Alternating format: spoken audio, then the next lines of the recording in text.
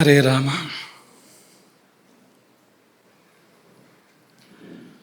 ಯತ್ರೈವ ಯತ್ರೈವ ಮನೋ ಮದೀಯಂ ತತ್ರೈವ ತತ್ರೈವ ತವ ಸ್ವರೂಪಂ. ಯತ್ರೈವ ಯತ್ರೈವ ಶಿರೋ ಮದೀಯಂ ತತ್ರೈವ ತತ್ರೈವ ಪದದ್ವಯಂ ತೇ.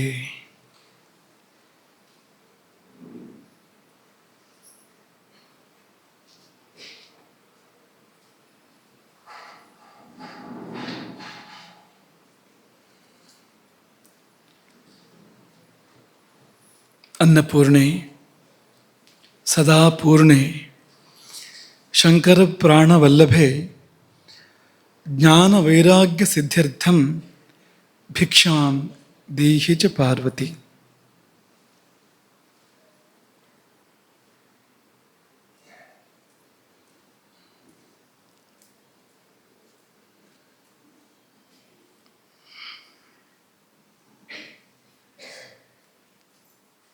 ನಿತ್ಯ ಪ್ರವಚನದ ಆರಂಭದಲ್ಲಿ ನಿನ್ನೆಯ ಪ್ರವಚನದ ನೆನಪನ್ನು ಒಂದು ಸ್ವಲ್ಪ ಮಾಡ್ಕೊಳ್ತೇವೆ. ಆದರೆ ಇವತ್ತು ನಮಗೆ ನಿಶ್ಚಯ ಇದೆ, ನಿಮಗೆ ನಿನ್ನೆ ಪ್ರವಚನದಿಂದ ಒಂದು ಶಬ್ದ ಖಂಡಿತ ನೆನಪಿದೆ. ಯಾವುದು ಹೇಳಿ ನೋಡೋಣ? ಮತ್ತು ನೀವೇ ಹೇಳ್ಬಿಟ್ರಲ್ಲ.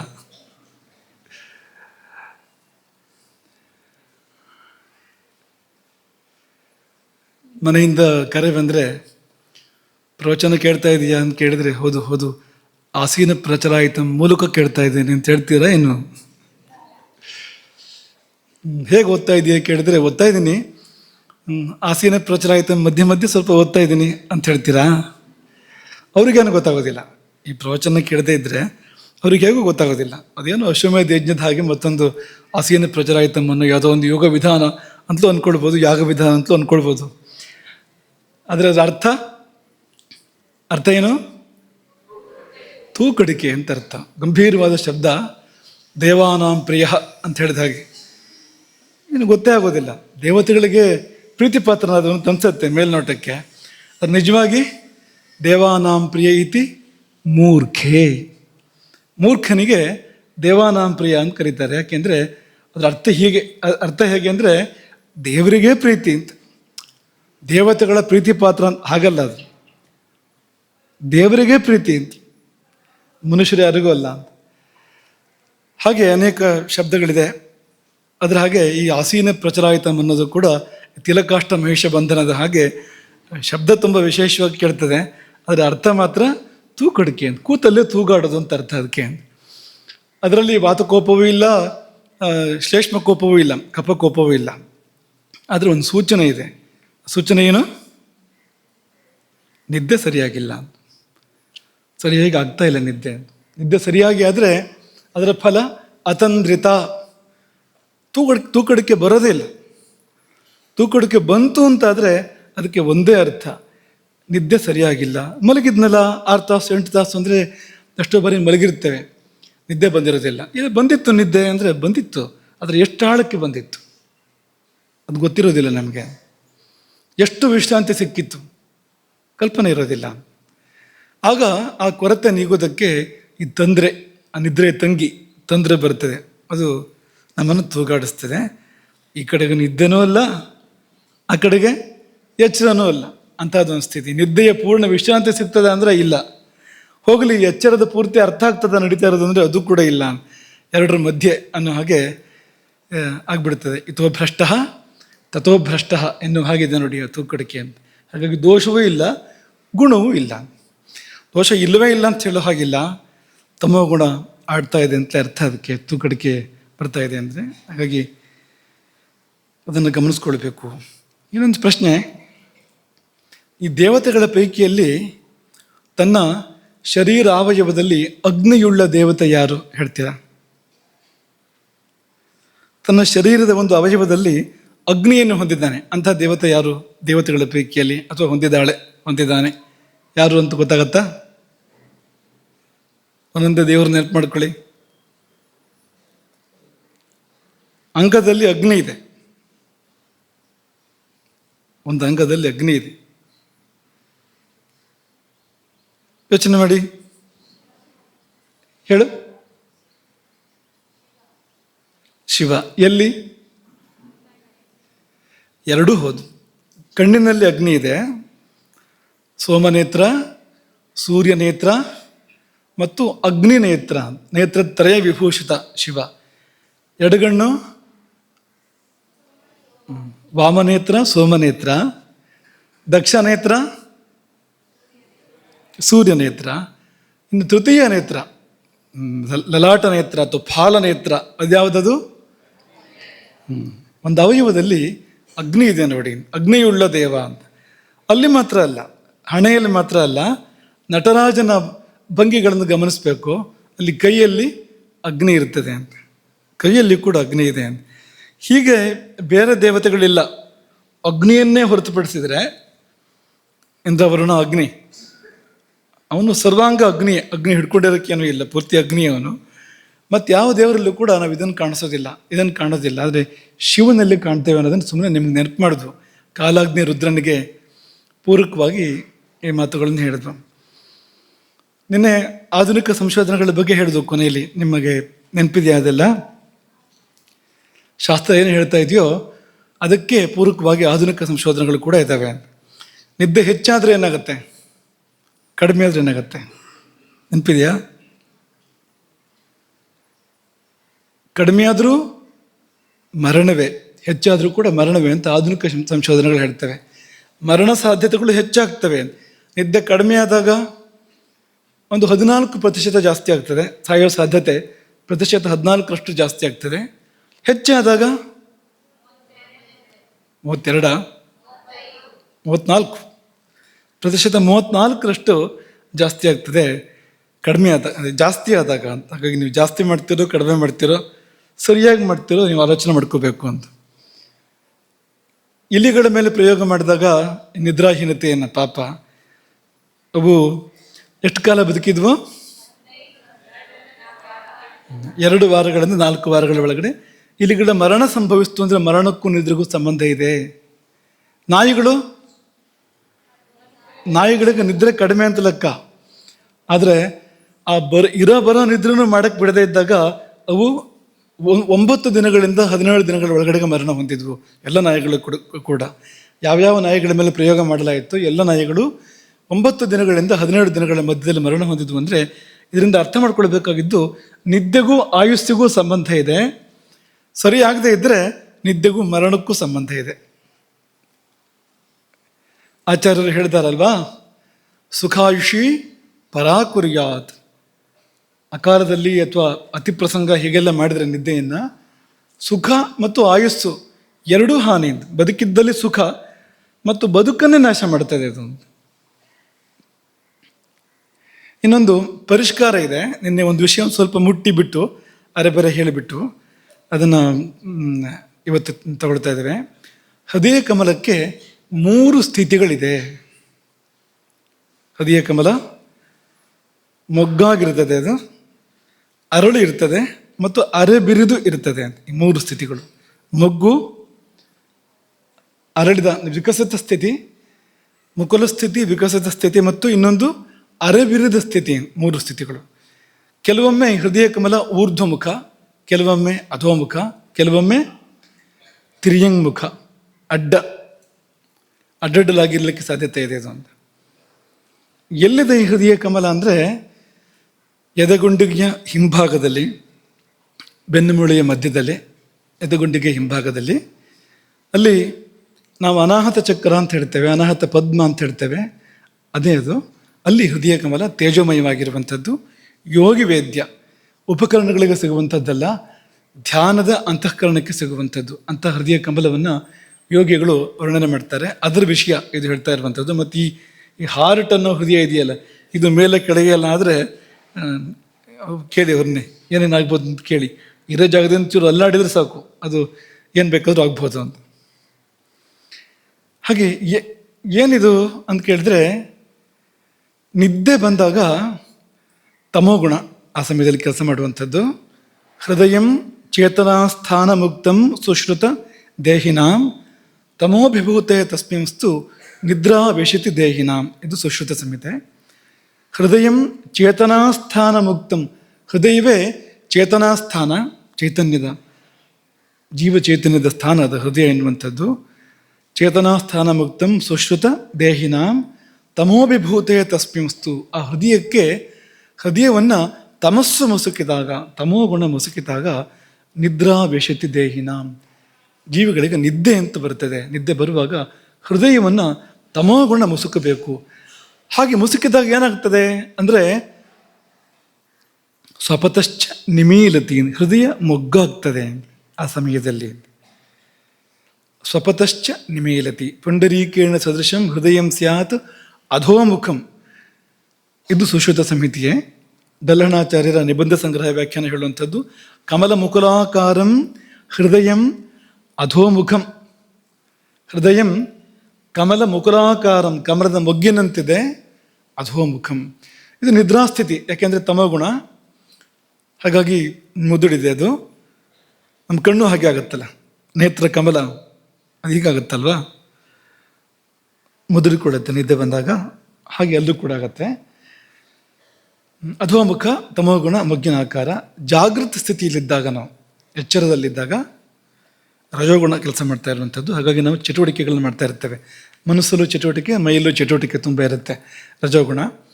ಆಗ ಈ ಹೃದಯ ಕಮಲಕ್ಕೆ ಅರೆ ಬಿರದ ಸ್ಥಿತಿ ಇರ್ತದೆ. ಪೂರ್ತಿ ಅರಳಿಯೂ ಇಲ್ಲ, ಪೂರ್ತಿ ಮೊಗ್ಗು ಅಲ್ಲ, ಒಂದು ಸ್ವಲ್ಪ ಬಿರದ ಸ್ಥಿತಿ ಇರ್ತದೆ. ಮತ್ತು ಅಡ್ಡಡ್ಡಲಾಗಿ ಆ ಕಮಲದ ಮೊಗ್ಗು ಒಂದು ಸ್ವಲ್ಪ ತಿರ್ಯಂಗುಖವಾಗಿ ಅಡ್ಡಡ್ಡಲಾಗಿ ಇರ್ತದೆ. ಯಾಕೆಂದರೆ ರಜೋಗುಣದ ಗತಿ ಹಾಗೆ ಅಡ್ಡಡ್ಡ, ರಜೋಗುಣದ ಗತಿ. ತಮೋಗುಣದ ಗತಿ ಅಧೋಮುಖ, ಅಧೋಗತಿ. ಊರ್ಧ್ವಂ ಗಚ್ಚಂತಿ ಸತ್ವಸ್ಥಾಹ ಮಧ್ಯೆ ತಿಷ್ಠಂತಿ ರಾಜಸಾಹ ಜಘನ್ಯ ಗುಣವೃತ್ತಿಸ್ಥಾಹ ಅಧೋಗಚ್ಚಂತಿ ತಾಮಸಾಹ. ತಾಮಸರು ಕೆಳಮುಖವಾಗಿ ಸಾಗ್ತಾರೆ, ಅಧೋಗತಿ ಅವರಿಗೆ. ಹಾಗಾಗಿ ಕಮಲ ಅಧೋಮುಖ ಆ ಸಮಯದಲ್ಲಿ. ರಜಸ್ಸು ತಿರ್ಯಂಗುಖ, ಅಡ್ಡಡ್ಡ ಸಂಚಾರ ಮಾಡುವಂಥದ್ದು ಅದು. ಹಾಗಾಗಿ ಕಮಲ ಅಡ್ಡಡ್ಡಲಾಗಿರುವಂಥದ್ದು ಆ ಸಮಯದಲ್ಲಿ, ಮತ್ತು ಅರೆಬಿರುದು ಇರುವಂಥದ್ದು. ಇನ್ನು ತುರಿಯ ಸ್ಥಿತಿ ಏರ್ಪಟ್ಟರೆ ರೇ, ಯಾಕೆಂದರೆ ಅದು ಅಪರೂಪದಲ್ಲಿ ಯಾರೋ ಕೆಲವರಿಗೆ ಆಗ್ತಾ ಇದೆ, ಅದು ಇವತ್ತು ತುಂಬ ಅಪರೂಪದಲ್ಲಿ ಆಗ್ತಾ ಇದೆ, ಆಗಬೇಕಿತ್ತು ಎಲ್ಲರಿಗೂ ಕೂಡ. ಅದೇನಾದ್ರು ಏರ್ಪಟ್ಟರೆ ತುರಿಯ ಸ್ಥಿತಿ, ಆಗ ಆ ಕಮಲ ಊರ್ಧ್ವಮುಖ ಆಗತ್ತೆ. ಅಧೋಮುಖವಾದ ಕಮಲ ಊರ್ಧ್ವಮುಖ ಆಗತ್ತೆ. ಯಾಕೆಂದರೆ ಊರ್ಧ್ವಂ ಗಚ್ಚಂತಿ ಸತ್ವಸ್ಥಾಹ, ಸತ್ವಗುಣ ಕೆಲಸ ಮಾಡ್ತಾ ಇದೆ ಅಂದರೆ ಅದು ತನ್ನ ನಡೆಯನ್ನು ತೋರಿಸುತ್ತೆ. ಸತ್ವಗುಣ ಕೆಲಸ ಮಾಡುವಾಗ ಊರ್ಧ್ವಮುಖತೆ ಬರಲೇಬೇಕು. ಮನುಷ್ಯನೇ ಊರ್ಧ್ವಮುಖ ಆಗ್ತಾನೆ, ಮುಖನೇ ಹೀಗಾಗ್ಬೋದು. ಅನೇಕರು ಧ್ಯಾನ ಮಾಡುವಾಗ ಧ್ಯಾನ ಸ್ಥಿತಿ ಏರ್ಪಟ್ಟರೆ ಮುಖವೇ ಮೇಲಾಗೋದುಂಟು. ಯಾಕೆಂದರೆ ಸತ್ವಗುಣ ಕೆಲಸ ಮಾಡ್ತಾ ಇದೆ, ಅದು ಎಲ್ಲೆಲ್ಲೂ ತನ್ನ ಪ್ರಭಾವವನ್ನು ತೋರಿಸ್ಬೋದು, ಮೈಯಲ್ಲೂ ತೋರಿಸ್ಬೋದು, ಮನಸ್ಸಲ್ಲಂತೂ ತೋರಿಸುತ್ತೆ ಅದು. ಹಾಗಾಗಿ ಆ ಸಮಯದಲ್ಲಿ ಮೇಲ್ಮುಖವಾಗಿ ಕಮಲ ಅರಳಿ, ಪೂರ್ತಿಯಾಗಿ ಅರಳಿ ಶೋಭಿಸುತ್ತೆ. 3 ಸ್ಥಿತಿಗಳು: ತಮೋಗುಣದ ಸ್ಥಿತಿ ಒಂದು, ರಜೋಗುಣದ ಸ್ಥಿತಿ ಒಂದು, ಸತ್ವಗುಣದ ಸ್ಥಿತಿ ಒಂದು. ತಮೋಗುಣ ನಿದ್ರೆ, ರಜೋಗುಣ ಎಚ್ಚರ, ಸತ್ವಗುಣ ಧ್ಯಾನ ಅಥವಾ ತುರಿಯ. ಹೀಗೆ 3 ಸ್ಥಿತಿಗಳ ಬಗ್ಗೆ ಆರ್ಯ ಸಂಸ್ಕೃತಿಯಲ್ಲಿ ಪ್ರಕಟವಾದ ಒಂದು ಲೇಖನ, ಶ್ರೀ ಶಂಕರನಾರಾಯಣ ಜೋಯಿಸರ ಲೇಖನ ನಿದ್ರೆ ವರವೋ ಅಭಿಶಾಪವೋ ಎಂಬ ಲೇಖನದಲ್ಲಿ ಈ ಎಲ್ಲ ಸಂಗತಿಗಳಿದೆ. ಅದರಲ್ಲಿ 2 ಅಂಶವನ್ನು ಸುಶ್ರುತ ಸಂಹಿತೆ ಉಲ್ಲೇಖ ಮಾಡುತ್ತೆ. ಜಾಗ್ರತಸ್ತದ್ ವಿಕಸತಿ ಸ್ವಪತಶ್ಚ ನಿಮೀಲತಿ. ಈ 3 ಹೇಳಿದ್ವಲ್ಲ ನಾವು, 2 ಅಂಶ ಸುಶ್ರುತ ಸಂಹಿತೆಯ ಮಾತಲ್ಲಿದೆ. ಎಚ್ಚರ ಇದ್ದಾಗ ವಿಕಸತಿ ಅಂತ ಸ್ವಲ್ಪ ವಿಕಾಸ ಆಗತ್ತೆ ಅಂತ, ಪೂರ್ತಿ ವಿಕಾಸ ಆಗತ್ತೆ ಅಂತಲ್ಲ. ಜಾಗ್ರತಸ್ತದ್ ವಿಕಸತಿ ಸ್ವಪತಶ್ಚ ನಿಮೀಲತಿ. 2 ಅಂಶ ಇಲ್ಲಿದೆ. 3ನೇ ಅಂಶ ಅದು ಯಾವಾಗ ಮೇಲ್ಮುಖ ಆಗಿ ಪೂರ್ತಿ ಅರಳುವಂಥದ್ದು ಅನ್ನೋದು ಯೋಗಶಾಸ್ತ್ರದಲ್ಲಿ ಮತ್ತು ತಂತ್ರಶಾಸ್ತ್ರದಲ್ಲಿ ವಿಪುಲವಾಗಿ ಇದೆ, ಚೂರ್ಪಾರು ಅಲ್ಲ. ಇನ್ನು ದೇವ್ರ ಪೂಜೆ ಬಗ್ಗೆ ಹೇಳಿದ್ವಲ್ಲ ನಿನ್ನೆ ನಾವು ನಿಮಗೆ, ದೇವ್ರ ಪೂಜೆ ಅನ್ನೋದು ತಂತ್ರಶಾಸ್ತ್ರಕ್ಕೆ ಸೇರಿರುವಂಥದ್ದು. ಹಾಗಾಗಿ ಅಧೋಮುಖಂಚ ಹೃತ್ಪದ್ಮಂ ಪ್ರಣವೇನ, ಪ್ರಣವದಿಂದ ಮೇಲ್ಮುಖವಾಗಿ ಮಾಡ್ಕೋದನ್ನು, ಆಮೇಲೆ ಪೂಜೆ ಮಾಡಿದ್ರೆ ಪೂಜೆ ಅಂತ ಆಗೋದು, ಇಲ್ದಿದ್ರೆ ಪೂಜೆಯ ಒಂದು ಅಭ್ಯಾಸ, ಅಣಕ ಮಾತ್ರ ಹೊರತು ನಿಜವಾದ ಪೂಜೆ ಅಲ್ಲ. ಅದು ಕೇವಲ ಬಾಹ್ಯಾಚಾರ ಹೊರತು ಜೀವ ಇಲ್ಲ ಅದಕ್ಕೆ ಅಂತ ಆಗ್ತದೆ ಅಂತ. ಅಲ್ಲೇ ಜೋಯಿಸರು, ನಮ್ಮ ಉಪಾಧ್ಯಾಯರವರು, ಅವರು ಒಂದು ಮಾತನ್ನು ಹೇಳಿದ್ದಾರೆ. ಏನು ಹೇಳಿದ್ದಾರೆ ಅಂದರೆ, ಯೋಗ ನಿದ್ರೆಗೆ ಈ ಜಾಗೃತ ಜೀವನವು ಕಾಲು ಹಾದಿಯಾದರೆ, ಅಂದರೆ ಸಮಾಧಿ ಸ್ಥಿತಿಗೆ ಆತ್ಮ ಸಾಕ್ಷಾತ್ಕಾರಕ್ಕೆ ಜಾಗೃತ ಜೀವನ ಅನ್ನೋದು ಕಾಲು ಹಾದಿ. ಹಾಗಾದರೆ ಈ ನಿದ್ರೆ ಹೆದ್ದಾರಿ ಅಂತ ಹೇಳಿದರು. ಯಾವುದಕ್ಕೆ? ಪರಮಾತ್ಮ ದರ್ಶನಕ್ಕೆ ಅಥವಾ ಯೋಗ ನಿದ್ರೆಗೆ ಅಥವಾ ಸಮಾಧಿಗೆ ನಿದ್ದೆ ಎನ್ನುವುದು ಹೆದ್ದಾರಿ ಎನ್ನುವಾಗ ನೀವು ಅರ್ಥ ಮಾಡ್ಕೊಳ್ಬೇಕು. ನಿದ್ದೆ ಮಹತ್ವ ಏನು? ಸುಮ್ಮನೆ ಬಿದ್ದು ಹೊರಗೋದಲ್ಲ.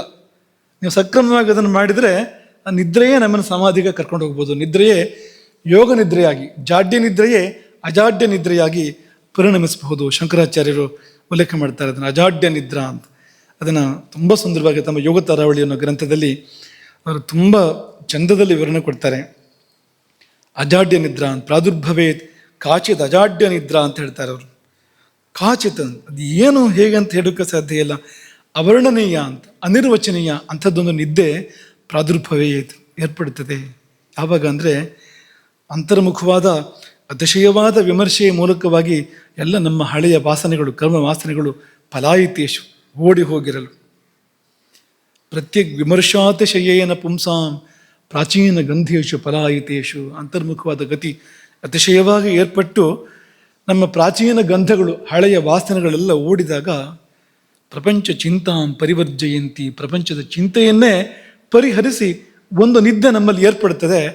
ಅದಕ್ಕೆ ಹೆಸರೇ ಅಜಾಡ್ಯ ನಿದ್ರೆ ಅಥವಾ ಯೋಗ ನಿದ್ರೆ ಅಂತ. ಅಯೋಗ ನಿದ್ರೆಗೆ ಈ ನಿದ್ರೆ ದಾರಿ, ಪೀಠಿಕೆ, ವೇದಿಕೆ ಆಗ್ಬೋದು. ಯಾವಾಗ ಅಂದರೆ ಸಕ್ರಮವಾಗಿ ಮಾಡಿದಾಗ, ಧ್ಯಾನದ ಮೂಲಕ ನಿದ್ದೆಗೆ ಹೋಗಬೇಕು ಅಥವಾ ನಿದ್ದೆಯನ್ನು ಮಾಡುವ ಸಮಯದಲ್ಲಿ ಮಾಡುವಂತೆ ಮಾಡಬೇಕು. ಹಾಗೆ ಮಾಡಿದಾಗ ಈ ನಿದ್ದೆ ಧಾತು ಸಾಮ್ಯವನ್ನು ಕೊಡುತ್ತೆ. ಅಂದರೆ ಅದನ್ನೇ ಕೊಡುತ್ತೆ ಅಂತ ಅರ್ಥ. ಧಾತು ಸಾಮ್ಯವನ್ನು ಕೊಡುತ್ತೆ ಅಂದರೆ ಸಮಾಧಿಯನ್ನೇ ಕೊಡುತ್ತೆ ಅಂತಲೇ ಅರ್ಥ ಅದಕ್ಕೆ ಅಂತ. ಆಯುರ್ವೇದ ಪ್ರತಿಜ್ಞೆ ಮಾಡೋದು ಕೂಡ ಹಾಗೆ ಅಂತ. ಈ ಶಾಸ್ತ್ರಕ್ಕೆ ಪ್ರಯೋಜನ ಏನು ಅಂತ ಪ್ರಶ್ನೆ ಮಾಡಿ ಆ ಪ್ರಯೋಜನ ಹೇಳುವಂಥದ್ದು ಧಾತು ಸಾಮ್ಯಂ. ಅದೇ ಈ ಶಾಸ್ತ್ರದ ಪ್ರಯೋಜನ. ಈ ಸಪ್ತಧಾತುಗಳಲ್ಲಿ ಅಥವಾ ತ್ರಿಧಾತುಗಳು ಇವುಗಳಲ್ಲಿ ಸಾಮ್ಯವನ್ನು ಏರ್ಪಡಿಸಿಕೊಡುವಂಥದ್ದು. ವೈಷಮ್ಯಮೇ ರೋಗ, ಧಾತು ಸಾಮ್ಯಂ ಅರೋಗತ, ಅದೇ ಆರೋಗ್ಯ ಎಂಬುದಾಗಿ ಈ ಶಾಸ್ತ್ರದ ಪ್ರಯೋಜನವನ್ನೇ ಅದನ್ನಾಗಿ ಹೇಳಿದೆ. ಅದನ್ನೇ ಮಾಡಿಕೊಡುತ್ತೆ ನಿದ್ರೆ. ಸರಿಯಾಗಿ ಮಾಡಿದರೆ ಈ ನಿದ್ದೆ ಒಂದೇ ಅದನ್ನು ಮಾಡಿಕೊಡುತ್ತೆ, ಧಾತು ಸಾಮ್ಯವನ್ನು. ನಿದ್ದೆ ಒಂದೇ ಮಾಡಿದರೆ ಸಾಕಲ್ಲ, ಹಾಗಾದರೆ ಬೇರೆ ಏನು ಬೇಕಾದ್ರೂ ಬೇರೆ ಸಮಯದಲ್ಲಿ ಮಾಡ್ಕೋಬೋದಲ್ಲ ಅಂತಂದರೆ, ನೀವು ಬೇರೆ ಸಮಯದಲ್ಲಿ ಏನು ಬೇಕಾದ್ರೂ ಮಾಡಿದರೆ ಬೇರೆ ಸಮಯದಲ್ಲಿ ಏನು ಬೇಕಾದ್ರೂ ಮಾಡಿದರೆ ನಿದ್ದೆ ಸರಿಯಾಗಿ ಬರೋಕ್ಕೆ ಸಾಧ್ಯ ಇಲ್ಲ ಅಂತ ನಮಗೆ ಅದನ್ನೇ ಕೇಳಬೇಕು ಅಂತಿದ್ವು. ಉದಾಹರಣೆಗೆ ಆಹಾರದಿಂದ ನಿದ್ರೆಗೆ ಅನುಕೂಲ ಹೇಗೆ ಹೇಳ್ತೀರಾ? ಪಾಠ ಆಗಿದೆ ನಿಮಗೆ, ಪ್ರವಚನ ಆಗಿದೆ. ಆಹಾರ ನಿದ್ದೆಗೆ ಸಹಾಯ ಮಾಡುತ್ತೆ. ಒಂದು ಉದಾಹರಣೆ ಕೊಡಿ. ನಿನ್ನೆ ನಾವು ಹೇಳಿದ್ದನ್ನು ಹೇಳಿ ನೋಡೋಣ.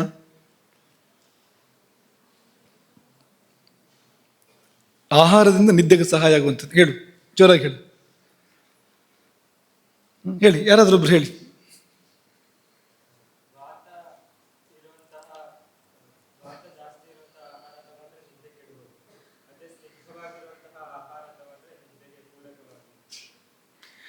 ಸರಿ ಇದೆ. ಅಂದರೆ ವಾತಪ್ರಧಾನವಾದ ಆಹಾರವನ್ನು ಜಾಸ್ತಿ ತಗೊಳ್ಳದೇ ಇರೋದು ಅಂತ. ಅಂದರೆ ವಾತಪ್ರಧಾನ ಆಹಾರವನ್ನು ಬಿಡಬೇಕು ಅಂತ ಹೇಳೋಕ್ಕಾಗೋದಿಲ್ಲ. ಯಾಕೆಂದರೆ ಅದು ಬೇಕಲ್ವಾ, ಶರೀರಕ್ಕೆ ವಾತವೂ ಬೇಕು. ಅದಿದ್ದರೆ ನಾವು ಚಟುವಟಿಕೆ ಮಾಡೋಕ್ಕೆ ಸಾಧ್ಯ ಇಲ್ಲ. ಈ ಕ್ರಿಯೆ ಅನ್ನೋದೇ ವಾತದಿಂದ ಅಂತ. ಆದರೆ ಅದನ್ನೇ ಜಾಸ್ತಿ ಬಳಸ್ತಾ ಹೋದರೆ ನಿದ್ದೆ ಕಡಿಮೆ ಆಗುತ್ತೆ. ಹಾಗೆ ಸ್ನಿಗ್ಧವಾದ ಅಂದರೆ ಜಿಡ್ಡುಳ್ಳ ಆಹಾರವನ್ನು ಜಾಸ್ತಿ ಬಳಸಿದರೆ ಅಥವಾ ಮಧುರವಾದ ಆಹಾರವನ್ನು ಜಾಸ್ತಿ ಬಳಸಿದರೆ ನಿದ್ದೆ ಚೆನ್ನಾಗಿ ಬರುತ್ತೆ. ಅದರಿಂದ ಜಾಸ್ತಿ ಅಂದರೆ ಅದಕ್ಕೊಂದು ಇತಿಮಿತಿ ಇದೆ ಅದಕ್ಕೆ, ಅದನ್ನು ಬಿಟ್ಟೆಲ್ಲ ಅಲ್ಲ. ಆಮೇಲೆ ಇನ್ನೊಂದು ಹೇಳಿದ್ದು, ಸಾಯಂಕಾಲದ ಆಹಾರದ ಬಗ್ಗೆ ಹೇಳಿದ್ದು ನೆನಪಿದೆಯಾ ನಿಮಗೆ? ಸಂಜೆ ಆಹಾರವನ್ನು ಸಾವಕಾಶಸ್ತು ಯೋಭುಂಕ್ತೆ, ಸ್ವಲ್ಪ ಜಾಗ ಇಟ್ಟು ಮಾಡಬೇಕು ಅಂತ. ಸಾಯಂಕಾಲದ ಆಹಾರವನ್ನು ಒಂದು ಸ್ವಲ್ಪ ಹೊಟ್ಟೆ ಜಾಗ ಇಟ್ಟು ಕಿಂಚಿದೂನಂ ಸ್ವಲ್ಪ ಕಡಿಮೆ ಊಟ ಮಾಡಬೇಕು. ಅದು ಕೂಡ ಹೌದು. ಊಟ ಮಾಡಿ ಕಫಕಾಲದಲ್ಲೇ ಮಲಗಬೇಕು. 1-1.5 ಗಂಟೆ ಒಳಗೆ ಮಲಗಬೇಕು ಊಟ ಮಾಡಿ. ಇಷ್ಟು ಮಾಡಿದಾಗ ನಿದ್ದೆಗೆ ಸಹಾಯ ಮಾಡುತ್ತೆ. ಅಂದರೆ ಯಾಕೆ ಹೇಳಿದ್ವು ಅಂದರೆ, ಕೂತ್ಕೋ, ನಿದ್ದೆ ಒಂದನ್ನು ಸರಿ ಮಾಡಿದರೆ ಸಾಕು ಅನ್ನೋದು ಹೌದಾದರೂ ಆ ನಿದ್ದೆ ಒಂದನ್ನು ಸರಿ ಮಾಡಬೇಕು ಅಂದರೆ ಉಳಿದಿದ್ದೆಲ್ಲ ಸರಿ ಇರಬೇಕಾಗಿದೆ, ಅನಿವಾರ್ಯ ಅಂತ. ಆಹಾರ ಸರಿ ಇರಬೇಕು, ವಿಹಾರ ಸರಿ ಇರಬೇಕು, ಇಲ್ಲದಿದ್ದರೆ ನಿದ್ದೆ ಸರಿ ಇರೋದಿಲ್ಲ ಅಂತ. ಆಯುರ್ವೇದವೆಂಬ ಈ ತಂತ್ರದ ಶಾಸ್ತ್ರದ ಪ್ರಯೋಜನ ಏನು ಅಂದರೆ ಧಾತು ಸಾಮ್ಯ. ಆ ಧಾತು ಸಾಮ್ಯ ಬೇರೆಯಲ್ಲ, ನಿರ್ವಿಕಲ್ಪ ಸಮಾಧಿ ಬೇರೆಯಲ್ಲ, ಆತ್ಮದರ್ಶನ ಬೇರೆಯಲ್ಲ. ಯೋಗದ ನಿರ್ವಿಕಲ್ಪ ಸಮಾಧಿ ಅಥವಾ ವೇದಾಂತದ ಅದ್ವೈತ ಆತ್ಮಸಾಕ್ಷಾತ್ಕಾರ, ಆಯುರ್ವೇದದ ಧಾತು ಸಾಮ್ಯ ಎಲ್ಲ ಒಂದೇ ಅದು ಅಂತ. ಅಂದರೆ ಈ ಶಾಸ್ತ್ರಗಳೆಲ್ಲ ಒಂದೇ ಕಡೆಗೆ ಹೊರಟಿವೆ. ಬೇರೆ ಬೇರೆ ದಾರಿಗಳು ಅದ್ರ ಹೋಗಿ ತಲುಪುವ ಗುರಿ ಒಂದೇ. ಆಯುರ್ವೇದ ಅಂದರೆ ಬರೀ ಶರೀರಕ್ಕೆ ಸಂಬಂಧಪಟ್ಟಿದ್ದು, ಆರೋಗ್ಯಕ್ಕೆ ಸಂಬಂಧಪಟ್ಟಿದ್ದು. ಹೌದು, ಆರೋಗ್ಯಕ್ಕೆ ಸಂಬಂಧಪಟ್ಟಿದ್ದೆ. ಆದರೆ ಪೂರ್ಣಾರೋಗ್ಯ ಅಂದರೆ ಆತ್ಮದರ್ಶನ. ಪೂರ್ಣಾರೋಗ್ಯ ಏರ್ಪಟ್ಟ ಕೂಡಲೇ ಆತ್ಮದರ್ಶನ ಆಗ್ತದೆ. ಅಲ್ಲಿ ಅದೇ ಕ್ಷಣದಲ್ಲಿ ಆತ್ಮದರ್ಶನ ಆಗ್ತದೆ. ಪೂರ್ಣಾರೋಗ್ಯ ಏರ್ಪಡಬೇಕಾದ್ರೆ ಪೂರ್ಣ ಧಾತು ಸಾಮ್ಯ ಏರ್ಪಡಬೇಕು. ಧಾತು ಸಾಮ್ಯವೇ ಆರೋಗ್ಯ ಅಂತ. ಇದಿಷ್ಟು. ಇನ್ನು ಒಂದು ಸಂಗತಿಯನ್ನು ನಾವಿಲ್ಲಿ ಪ್ರಸ್ತಾಪ ಮಾಡಬೇಕು. ಈ ಪ್ರಕರಣವನ್ನು ಬಿಟ್ಟು ಮುಂದಕ್ಕೆ ಹೋಗುವಾಗ, ಅಥವಾ ಮುಂದಕ್ಕೂ ಸಂಬಂಧ ಇರುವಂಥದ್ದೇ ಅದು. ಹಸಿವು ನಿದ್ರೆ ಎರಡಕ್ಕೂ ಸಂಬಂಧಪಟ್ಟಂತೆ ಒಂದು ಸಂಗತಿ, ಅದು ಬೇರೆ ಬೇರೆ ವಿಷಯಕ್ಕೂ ಅನ್ವಯ ಆಗುತ್ತೆ. ಅದನ್ನೊಂದು ಪ್ರಸ್ತಾಪ ಮಾಡಬೇಕು. ಈ ವೇಗಗಳು ಅಂತಿದೆ ಕೆಲವು ಆಯುರ್ವೇದದ ಭಾಷೆ. ವೇಗಗಳು ಅಂತ, ಈ ವೇಗಗಳನ್ನು ಧಾರಣೆ ಮಾಡಬೇಕು ಅಂತ ಆಯುರ್ವೇದ, ಧಾರಣೆ ಮಾಡಬಾರ್ದು ಅಂತ ಆಯುರ್ವೇದ ಹೇಳುತ್ತೆ. ಮಾಡಬೇಕು ಅಂತಲೂ ಹೇಳುತ್ತೆ. ನೋಡೋಣ ಅದನ್ನು. ವೇಗಗಳನ್ನು ಧಾರಣೆ ಮಾಡಬಾರ್ದು. ವೇಗಗಳು ಅಂದರೆ ಏನು ಅಂದರೆ, ವೇಗಗಳು ಅಂದರೆ ಗತಿ, ಪ್ರವಾಹ, ತೀವ್ರತೆ, ಒತ್ತಡ ತಾನಾಗಿ ಏರ್ಪಡುವಂಥದ್ದು. ನಮ್ಮ ಶರೀರದಲ್ಲಿ ಸಹಜವಾಗಿ ಏರ್ಪಡುವಂಥದ್ದು. ನಾವೇನೋ ಮಾಡಿದ್ದಲ್ಲ, ತಾನಾಗಿ ಏರ್ಪಡುತ್ತದೆ. ಇದನ್ನು ಶರೀರ ಮಾಡ್ತಾ ಇರ್ತದೆ. ಇದನ್ನು ಯಾಕೆ ಮಾಡ್ತಾ ಇರ್ತದೆ ಅಂದರೆ, ಕೆಲವು ಸಾರಿ ಕಲ್ಮಶಗಳನ್ನು ಹೊರ ಹಾಕಲಿಕ್ಕೆ ನಮ್ಮಲ್ಲಿ ವೇಗಗಳು ಏರ್ಪಡುತ್ತವೆ. ಈಗ ಮಲಮೂತ್ರಗಳ ವಿಸರ್ಜನೆ ಇರ್ಬೋದು, ಅಥವಾ ಇಂಥದ್ದು ಇರ್ಬೋದು. ಶರೀರದ ಕಲ್ಮಶ ತನ್ನನ್ನು ಶುದ್ಧ ಮಾಡಿಕೊಡೋದು ಸಲುವಾಗಿ ಶರೀರ ಕೆಲವು ವೇಗಗಳನ್ನು ಏರ್ಪಡಿಸುತ್ತೆ. ಅಥವಾ ಏರುಪೇರುಗಳನ್ನು ಸರಿಪಡಿಸೋದಕ್ಕೆ ವೇಗಗಳು ಏರ್ಪಡುತ್ತೆ. ಅಥವಾ ಬೇಕಾದದನ್ನು ಪಡ್ಕೊಳ್ಳೋದಕ್ಕೆ, ಶರೀರಕ್ಕೆ ಅಗತ್ಯ ಇರೋದನ್ನು ಪಡ್ಕೊಳ್ಳೋದಕ್ಕೆ ಅದಕ್ಕೋಸ್ಕರ ಕೂಡ ವೇಗಗಳು ಏರ್ಪಡ್ಬೋದು. ಈ ವೇಗಗಳು ಏರ್ಪಟ್ಟಾಗ ಸ್ಪಂದಿಸಬೇಕು. ಅದಕ್ಕೆ ಕೈ ಹಾಕಬಾರ್ದು, ಅಲ್ಲಿ ಅಂತ ತಡೆ ಒಡ್ಡಬಾರ್ದು. ತಡೆ ಒಡ್ಡಿದ್ರೆ ಅನಾಹುತಗಳಾಗ್ತವೆ ಅಂತ. ಹಾಗಾಗಿ ಮಾಡ್ತಾ ಇದ್ರಂತೂ ದೊಡ್ಡ ಅನರ್ಥಗಳು ಏನು ಬೇಕಾದ್ರೂ ಆಗ್ಬೋದು ಅಂತ ಹೇಳ್ತದೆ ಆಯುರ್ವೇದ. ಏನು ಬೇಕಾದ್ರೂ ಆಗ್ಬೋದು, ಯಾವ ತೊಂದರೆ ಬೇಕಾದ್ರೂ ಬರ್ಬೋದು. ಏನಪ್ಪ ಅಂದ್ರೆ, ಒಂದು ಸಣ್ಣ ಪಟ್ಟಿ ಇದೆ ಇಲ್ಲಿ, ಇನ್ನೂ ಇರ್ಬೋದು. ಇದೊಂದು ಮುಖ್ಯವಾಗಿ ಒಂದು ಲಕ್ಷಣಪ್ರಾಯವಾಗಿ ಹೇಳ್ತಾ ಇರುವಂಥದ್ದು. ವೇಗಾನ್ ನ ಧಾರ್ಯೇತ್, ಇದನ್ನು ತಡಿಬೇಡಿ ಈ ವೇಗಗಳನ್ನು. ಯಾವುದು ಅಂದರೆ, ವಾತ ವಿಣ್ ಮೂತ್ರ ಕ್ಷವತೃಟ್ ಕ್ಷುಧಾಂ ನಿದ್ರಾ ಕಾಸ ಶ್ರಮಶ್ವಾಸ ಜೃಂಭಾಶ್ರು ಛರ್ದಿ ರೇತಸಾಮ್ ಅಂತ ಒಂದು ಪಟ್ಟಿ ಕೊಟ್ಟಿದೆ. ಎಲ್ಲವನ್ನೂ ನಾವು ಇಲ್ಲಿ ಉಲ್ಲೇಖ ಮಾಡ್ತಾ ವಿವರಣೆ ಕೊಡ್ತಾ ಹೋಗೋದಿಲ್ಲ ಸಂದರ್ಭ ಅಲ್ಲೇ. ಅದು ಕೆಲವೊಂದು ನಿಮಗೆ ಉದಾಹರಣೆ ಕೊಡೋದು. ಅದನ್ನು ಚರಕರು ಕೂಡ ಹೇಳಿದ್ದಾರೆ. ನ ವೇಗಾನ್ ಧಾರಯೇತ್ ಧೀಮಾನ್, ಅಷ್ಟೇ ವ್ಯತ್ಯಾಸ. ವೇಗಾನ್ ನ ಧಾರಯೇತ್ ಅಂತ ಅವ್ರು ಹೇಳ್ತಾರೆ, ನ ವೇಗಾನ್ ಧಾರಯೇತ್ ಅಂತ ಇವ್ರು ಹೇಳ್ತಾರೆ. ಅಂದರೆ ಅದೇ ಮಾತೇ ಇದು ಅಂತ. ಜಾತಾನ್, ಈ ವೇಗಗಳನ್ನು ಧಾರಣೆ ಮಾಡಬೇಡ. ಏನು ಅಂದರೆ, ಮೂತ್ರ ಪುರುಷಯೋ, ದ್ರವರೂಪದಲ್ಲಿಯೋ ಘನರೂಪದಲ್ಲಿಯೋ ಶರೀರ ಕಲ್ಮಶವನ್ನು ಹೊರಹಾಕಬೇಕು ಅಂತ ಸೂಚನೆ ಕೊಡುವಾಗ ತಡಿ ಅಂತ ನಾವು ಹೇಳಬಾರ್ದು ಅಂತ. ಒಳಗೆ ಉಳ್ಕೊಳ್ಬಾರ್ದು. ಅದು ಏನಾಗುತ್ತೆ ಉಳ್ಕೊಂಡ್ರೆ, ಒಳಗೆ ಉಳ್ಕೊಂಡು ಏನಾಗುತ್ತೆ ಅಂದ್ರೆ ಏನರ್ಥ, ಹೆಚ್ಚು ಕಾಲ ಇಟ್ಕೊಂಡ್ರೆ ಸೇರ್ಬೋದು ಪುನಃ ಶರೀರಕ್ಕೆ. ತುಂಬ ಕಾಲ ಇಟ್ಕೊಂಡ್ರೆ ಇದನ್ನು ಒಳಗಡೆಗೆ ವಾಪಸ್ ಸೇರ್ಬೋದು ಶರೀರಕ್ಕೆ. ಅಲ್ಲಿವರೆಗೂ ಇದರ ಅನಾಹುತಗಳಿದೆ ಅಂತ. ಹಾಗಾಗಿ ಇದನ್ನು ಮಾಡಬಾರ್ದು. ನರೇತಸೋ ನ ವಾತಸ್ಯ ನ ಛರ್ದ್ಯ ಕ್ಷವಥೋರ್ ನ ಚ ನೋದ್ಗಾರಸ್ಯ ನ ಜೃಂಭಾಯ ವೇಗಾನ್ ನ ವೇಗಾನ್ ಕ್ಷುತ್ ಪಿಪಾಸಯೋ ನ ಬಾಷ್ಪಸ್ಯ ನ ನಿದ್ರಾಯ ನಿಶ್ವಾಸಸ್ಯ ಶ್ರಮೇಣ ಚ ಅಂತೆಲ್ಲ ಪಟ್ಟಿ ಕೊಟ್ಟಿದ್ದಾರೆ. ಅದು ಎಲ್ಲವನ್ನೂ ಕೆಲವು ಈ ಸಭೆ ಹೇಳೋದಕ್ಕೂ ತುಂಬ ಅಷ್ಟು ಅನುಕೂಲ ಅಲ್ಲ. ನೀವು ಕೇವಲ ಪಾಠ ಅಂತ ಹೇಳ್ಬೋದು, ಅಂಥದ್ದು ಎಲ್ಲ ಇದೆ ಇದರಲ್ಲಿ. ಕೆಲವೊಂದು ಉದಾಹರಣೆ ತಗೊಳ್ತೀವಿ. ಉದಾಹರಣೆಗೆ ಈ ಸೀನು, ಅದೊಂದು ವೇಗ. ಕ್ಷವಥು ಅಂತ ಹೇಳ್ತಾರೆ ಅದಕ್ಕೆ ಸಂಸ್ಕೃತದಲ್ಲಿ. ಅದೊಂದು ವೇಗ. ಇದನ್ನು ತಡೆ ಹಿಡಿಬೋದು ಅಲ್ವಾ? ಬೇರೆಯವರು ತಡೆ ಹಿಡಿಸೋ ಸುಲಭ ಇದೆ. ಯಾರಿಗಾರು ಸೀನ್ ಬರ್ತಾ ಇದೆ ಅಂತ ಮುಖದಲ್ಲಿ ಗೊತ್ತಾಗುತ್ತೆ. ಅದು ಹೋಗಿ ನಗಾಡಿಸಿದ್ರೆ, ಇನ್ನೇನೋ ಒಂದು ಮಾಡಿದರೆ ಅದು ನಿಂತೋಗ್ಬೋದು ಆ ಸಮಯದಲ್ಲಿ. ಮಾಡಬಾರ್ದು ಇದನ್ನು ಅಂತ. ಈ ವೇಗದಲ್ಲೇ ಭಾಳ ಪ್ರಚಂಡ ವೇಗ. ಸೀನು ಅಂತಂದರೆ ಅದು ಅಸಾಧ್ಯ ವೇಗದಲ್ಲಿ ಆ ಪ್ರಕ್ರಿಯೆಗಳು ನಡೆಯುತ್ತೆ ಆ ಸಮಯದಲ್ಲಿ ಅಂತ. ತಡಿಬೇಡ ಅದನ್ನು. ಅಥವಾ ಈಗ ಕಾಸ, ಕೆಮ್ಮಿದೆ ಉದಾಹರಣೆಗೆ. ಕೆಮ್ಮದನ್ನು ಕಳಿಬೋದು. ಕೆಮ್ಮು ಬಂದಾಗ ಮನೋನಿಗ್ರಹ ಮಾಡ್ತೇನೆ ನಾನು, ನನಗೆ ಅಂತಷ್ಟು ನಿಯಂತ್ರಣ ಇದೆ ಅಂತ ಕೆಮ್ಮದೇ ಕಳಿಬೋದು. ಅದು ಸ್ವಲ್ಪ ಹೊತ್ತು ಬಿಟ್ಟು ದುಪ್ಪಟ್ಟಾಗಿ ಬರ್ಬೋದು, ಜಾಸ್ತಿ ಬರ್ಬೋದು. ಆಮೇಲೆ ಬರೋ ಅವಕಾಶ ಜಾಸ್ತಿ ಇರ್ತದೆ. ಸುಮ್ಮನೆ ಇರೋದಿಲ್ಲ ಕೆಮ್ಮೇನು. ಅದು ಪಾಪ ಕಫ ಹೊರಗೆ ಹಾಕೋಕೆ ಪ್ರಯತ್ನ ಮಾಡ್ತಾ ಇದೆ. ಶರೀರಕ್ಕೆ ಬೇಡ, ಅದು ತೊಂದರೆ. ಅದು ಹೊರಗೆ ಹಾಕಬೇಕು ಅಂತ ಪ್ರಯತ್ನ ಮಾಡ್ತಾ ಇದೆ. ಹೊರಗೆ ಹಾಕೋದು ಬಿಟ್ಟು ನಾವು ಅದನ್ನು ಕೆಮ್ಮದೆ ಕೂತ್ಕೊಳ್ಳೋದು, ಅಥವಾ ಕೆಲವರಂತೂ ಕೆಮ್ಮಿ ಮತ್ತೊಂದು ಒಳಗೆ ಕಳಿಸ್ತಾರೆ ಅದನ್ನು, ಕಫವನ್ನು ನುಂಗ್ ಬಿಡ್ತಾರೆ. ಮತ್ತೆ ಪಾಪ ಅದು ಯಾತಕ್ಕೋಸ್ಕರ ಮಾಡಿದ್ದದು, ನಾವು ಸರಿ ವಿರುದ್ಧ ಪ್ರತಿಕ್ರಿಯೆ ನಮ್ಮದು ಅಂತ ನುಂಗ್ಬಿಡೋದು ಅಂತ, ಅದನ್ನು ಹೀಗೂ ಎಲ್ಲ ಆಗೋದುಂಟು ಅಂತ. ಜೃಂಭ ಆಕಳಿಕೆ ಅಲ್ವಾ, ಅದಂತೂ ಅದು ಇಂಥ ಸಮಯಕ್ಕೆ ವಿಶೇಷ. ಯಾವ್ದಾದ್ರು ಒಳ್ಳೆ ವಿಷಯ ನಡೀತಾ ಇದೆ ಅಂತ ಬಂತು ಅಂತ ಲೆಕ್ಕ ಅದು ಅಂತ. ಸಂದೇಶ ಏನಂದ್ರೆ ನಿಲ್ಲಿಸಿ ಪ್ರವಚನ ನಿಲ್ಲಿಸಿ, ಪಾಠ ನಿಲ್ಲಿಸಿ ಅಂತ ಸಂದೇಶ. ಅದು ಎಷ್ಟೊತ್ತು ಕೊರಿತಾ ಇದ್ದೀರಿ ಅಂತ ಅದ್ರ ಅರ್ಥ ಅದು ಅಂತ. ನಾವು ಬಾಯಿ ಬಿಟ್ಟು ಹೇಳ್ದೇ ಇದ್ರು ಅದು ಹೇಳ್ತಾ ಇದೆ, ಅದು ಆಕಳಿಕೆ ಹೇಳ್ತಾ ಇದೆ. ಏನಪ್ಪ ಸೂಚನೆ ಅಂದರೆ ನಿದ್ದೆ ಬರ್ತಾ ಇದೆ ಅಂತ, ಒಳ್ಳೆ ಜೋಗಳ ಹಾಡ್ದಂಗೆ ಆಗ್ತಾ ಇದೆ. ಈ ಆಕಳಿಕೆ ಸೂಚನೆ ಇದೆಯಾ, ಬರುವ ನಿದ್ದೆಯನ್ನು ಅದು ಸ್ವಲ್ಪ ಸುಧಾರಿಸ್ಕೊಳ್ಳೋಕೆ ಪ್ರಯತ್ನ ಮಾಡೋದು ಶರೀರ, ಆಕಳಿಕೆ ರೂಪದಲ್ಲಿ ಅವ್ರಿಗೆ ಹೊರಗೆ ಬರುತ್ತೆ ಅದು ಅಂತ. ಹಾಗಾಗಿ ನಾವು ಆಕಳಿಸ್ತಾ ಇರ್ತೇವೆ, ಜಾಂಬುವಂತ ಹೊರಗೆ ಬರ್ತಾ ಇರ್ತಾನೆ, ಆಕಳಿಸ್ತಂತೆ. ಬ್ರಹ್ಮದೇವರು ಆಕಳಿಸಿದಾಗ ಆಗಾಯ್ತಂತೆ, ಜಾಂಬು ಅಂತ ಹೊರಗೆ ಬಂದಂತೆ ಆಕಳಿಕೆಯಿಂದ. ನಾವು ಆಕಳಿಸಿದ್ರೆ ಯಾವ ಅಂತ ಹೊರಗೆ ಬರ್ತಾನೋ ಗೊತ್ತಿಲ್ಲ, ಅದ್ರ ಬಲವಂತ ಅಂತೂ ಮಾಡಬೇಡಿ ಅಂತ. ಅಲ್ಲಿ ಕಣ್ಣೀರು ತೊಳಿತಾರೆ ಅನೇಕರು. ಬೇಂದ್ರೆಯವರ ಕವಿತೆ ಇದೆಯಲ್ಲ, ಅತ್ತಾರೆ ಅತ್ತು ಬಿಡು ಹೊನಲು ಬರಲಿ ನಕ್ಯಾಕ ಮರಸತಿ ದುಃಖ ಅಂತ ಹೇಳ್ತಾರೆ ಅವರು. ಅತ್ತಾರೆ ಹತ್ತು ಬಿಡು ಅಂತ, ಮನಸಾರೆ ಹತ್ತು ಬಿಡು, ಹೋಗ್ಲಿ ಅದು ಅಂತ, ಹೊರಗಡೆಗೆ ಅದು ಅಂತ. ನಕ್ಯಾಕ ಮರಸತಿ ದುಃಖ ಅಂತ. ಹಾಗೆ ಕಣ್ಣೀರನ್ನು ಕೂಡ ತಡೆಯೋದುಂಟು ಅನೇಕರು. ಕಣ್ಣೀರು ಎರಡು ಕಾರಣಕ್ಕೆ ಬರ್ಬೋದು, ಒಂದು ದುಃಖದ ಕಣ್ಣೀರು, ಇನ್ನೊಂದು ಆನಂದದ ಕಣ್ಣೀರು. ಕೆಲವರಿಗೆ ಅದು ಪರಿಚಯವೇ ಇಲ್ಲ, ಹಾಗೊಂದು ಕಣ್ಣೀರು ಇರ್ತದೆ ಅಂತಲೇ ಗೊತ್ತಿಲ್ಲ, ಆನಂದದ ಕಣ್ಣೀರು ಅಂತ. ಆದರೆ ಕವಿಗಳು ವರ್ಣನೆ ಮಾಡ್ತಾರೆ, ಅದು ಒಂದು ಬಿಸಿ ಇರ್ತದಂತೆ, ಇನ್ನೊಂದು ತಣ್ಣಗಿರ್ತದಂತೆ, ಅಲ್ಲಿವರೆಗೂ ಹೇಳ್ತಾರೆ. ದುಃಖದ ಕಣ್ಣೀರು ಬಿಸಿ ಇರ್ತದೆ, ಸುಖದ ಕಣ್ಣೀರು, ಆನಂದದ ಕಣ್ಣೀರು ತಣ್ಣಗಿರ್ತದೆ ಅಂತ. ತಯೋ ರಶೀತಃ ಶಿಶಿರೋ ಅಂತ ವರ್ಣನೆ ಮಾಡ್ತಾನೆ ಕಾಳಿದಾಸ. ಅಲ್ಲೊಂದು ಕಡೆಗೆ ಸುಮಿತ್ರೆ ಮತ್ತು ಕೌಸಲ್ಯ ಅವರ ಅಳುವನ್ನು, ರಾಮ ಹಿಂದಿರುಗಿ ಬಂದಾಗ ಅವರ ಅಳುವನ್ನು ವರ್ಣನೆ ಮಾಡುವಾಗ ಶಿಶಿರಹ ಅಂತ, ತಂಪಾದ ಕಣ್ಣೀರು ಹೊರಗೆ ಬಂತು ಅಂತ. ಅಲ್ಲಿವರೆಗೆ ಬಿಸಿ ಕಣ್ಣೀರು 14 ವರ್ಷ ಬಂದಿತ್ತು, ಈಗ ತಂಪು ಕಣ್ಣೀರು ಬಂತು ಅಂತ. ಯಾವುದಾದ್ರೂ ತಡಿಬಾರ್ದು, ಅದನ್ನು ನೇತ್ರೋದಕ್ಕೆ ತಡಿಬಾರ್ದು. ಛರ್ದಿ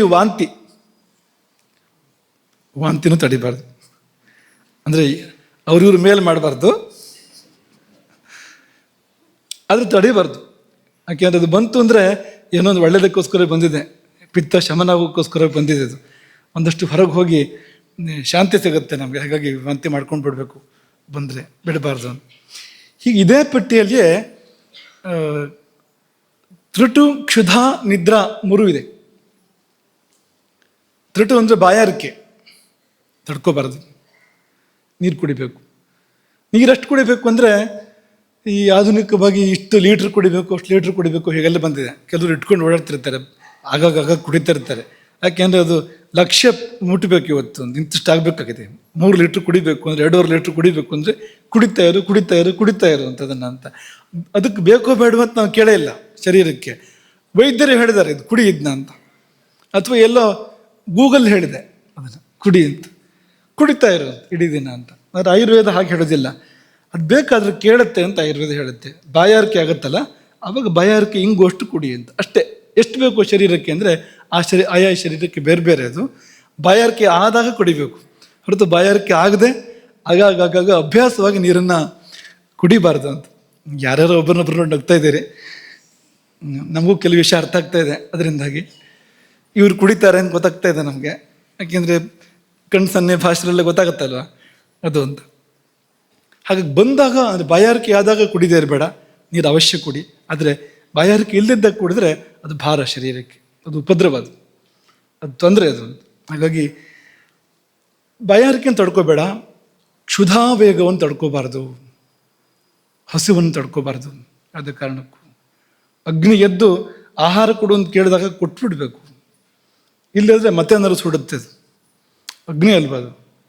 ಆಹಾರ ಕೊಡದೇ ಇದ್ದರೆ ಇನ್ನೇನಾದ್ರೂ ಸುಡುತ್ತೆ. ಅದು ಬೇಕಾದನ್ನು ಸುಡ್ಬೋದು, ಬೇಡವಾದನ್ನು ಸುಡ್ಬೋದು. ನೀವು ಸರಿಯಾಗಿ ವ್ಯವಸ್ಥಿತವಾಗಿ ಮಾಡಿದರೆ ಬೇಡವಾದನ್ನು ಸುಡುತ್ತೆ.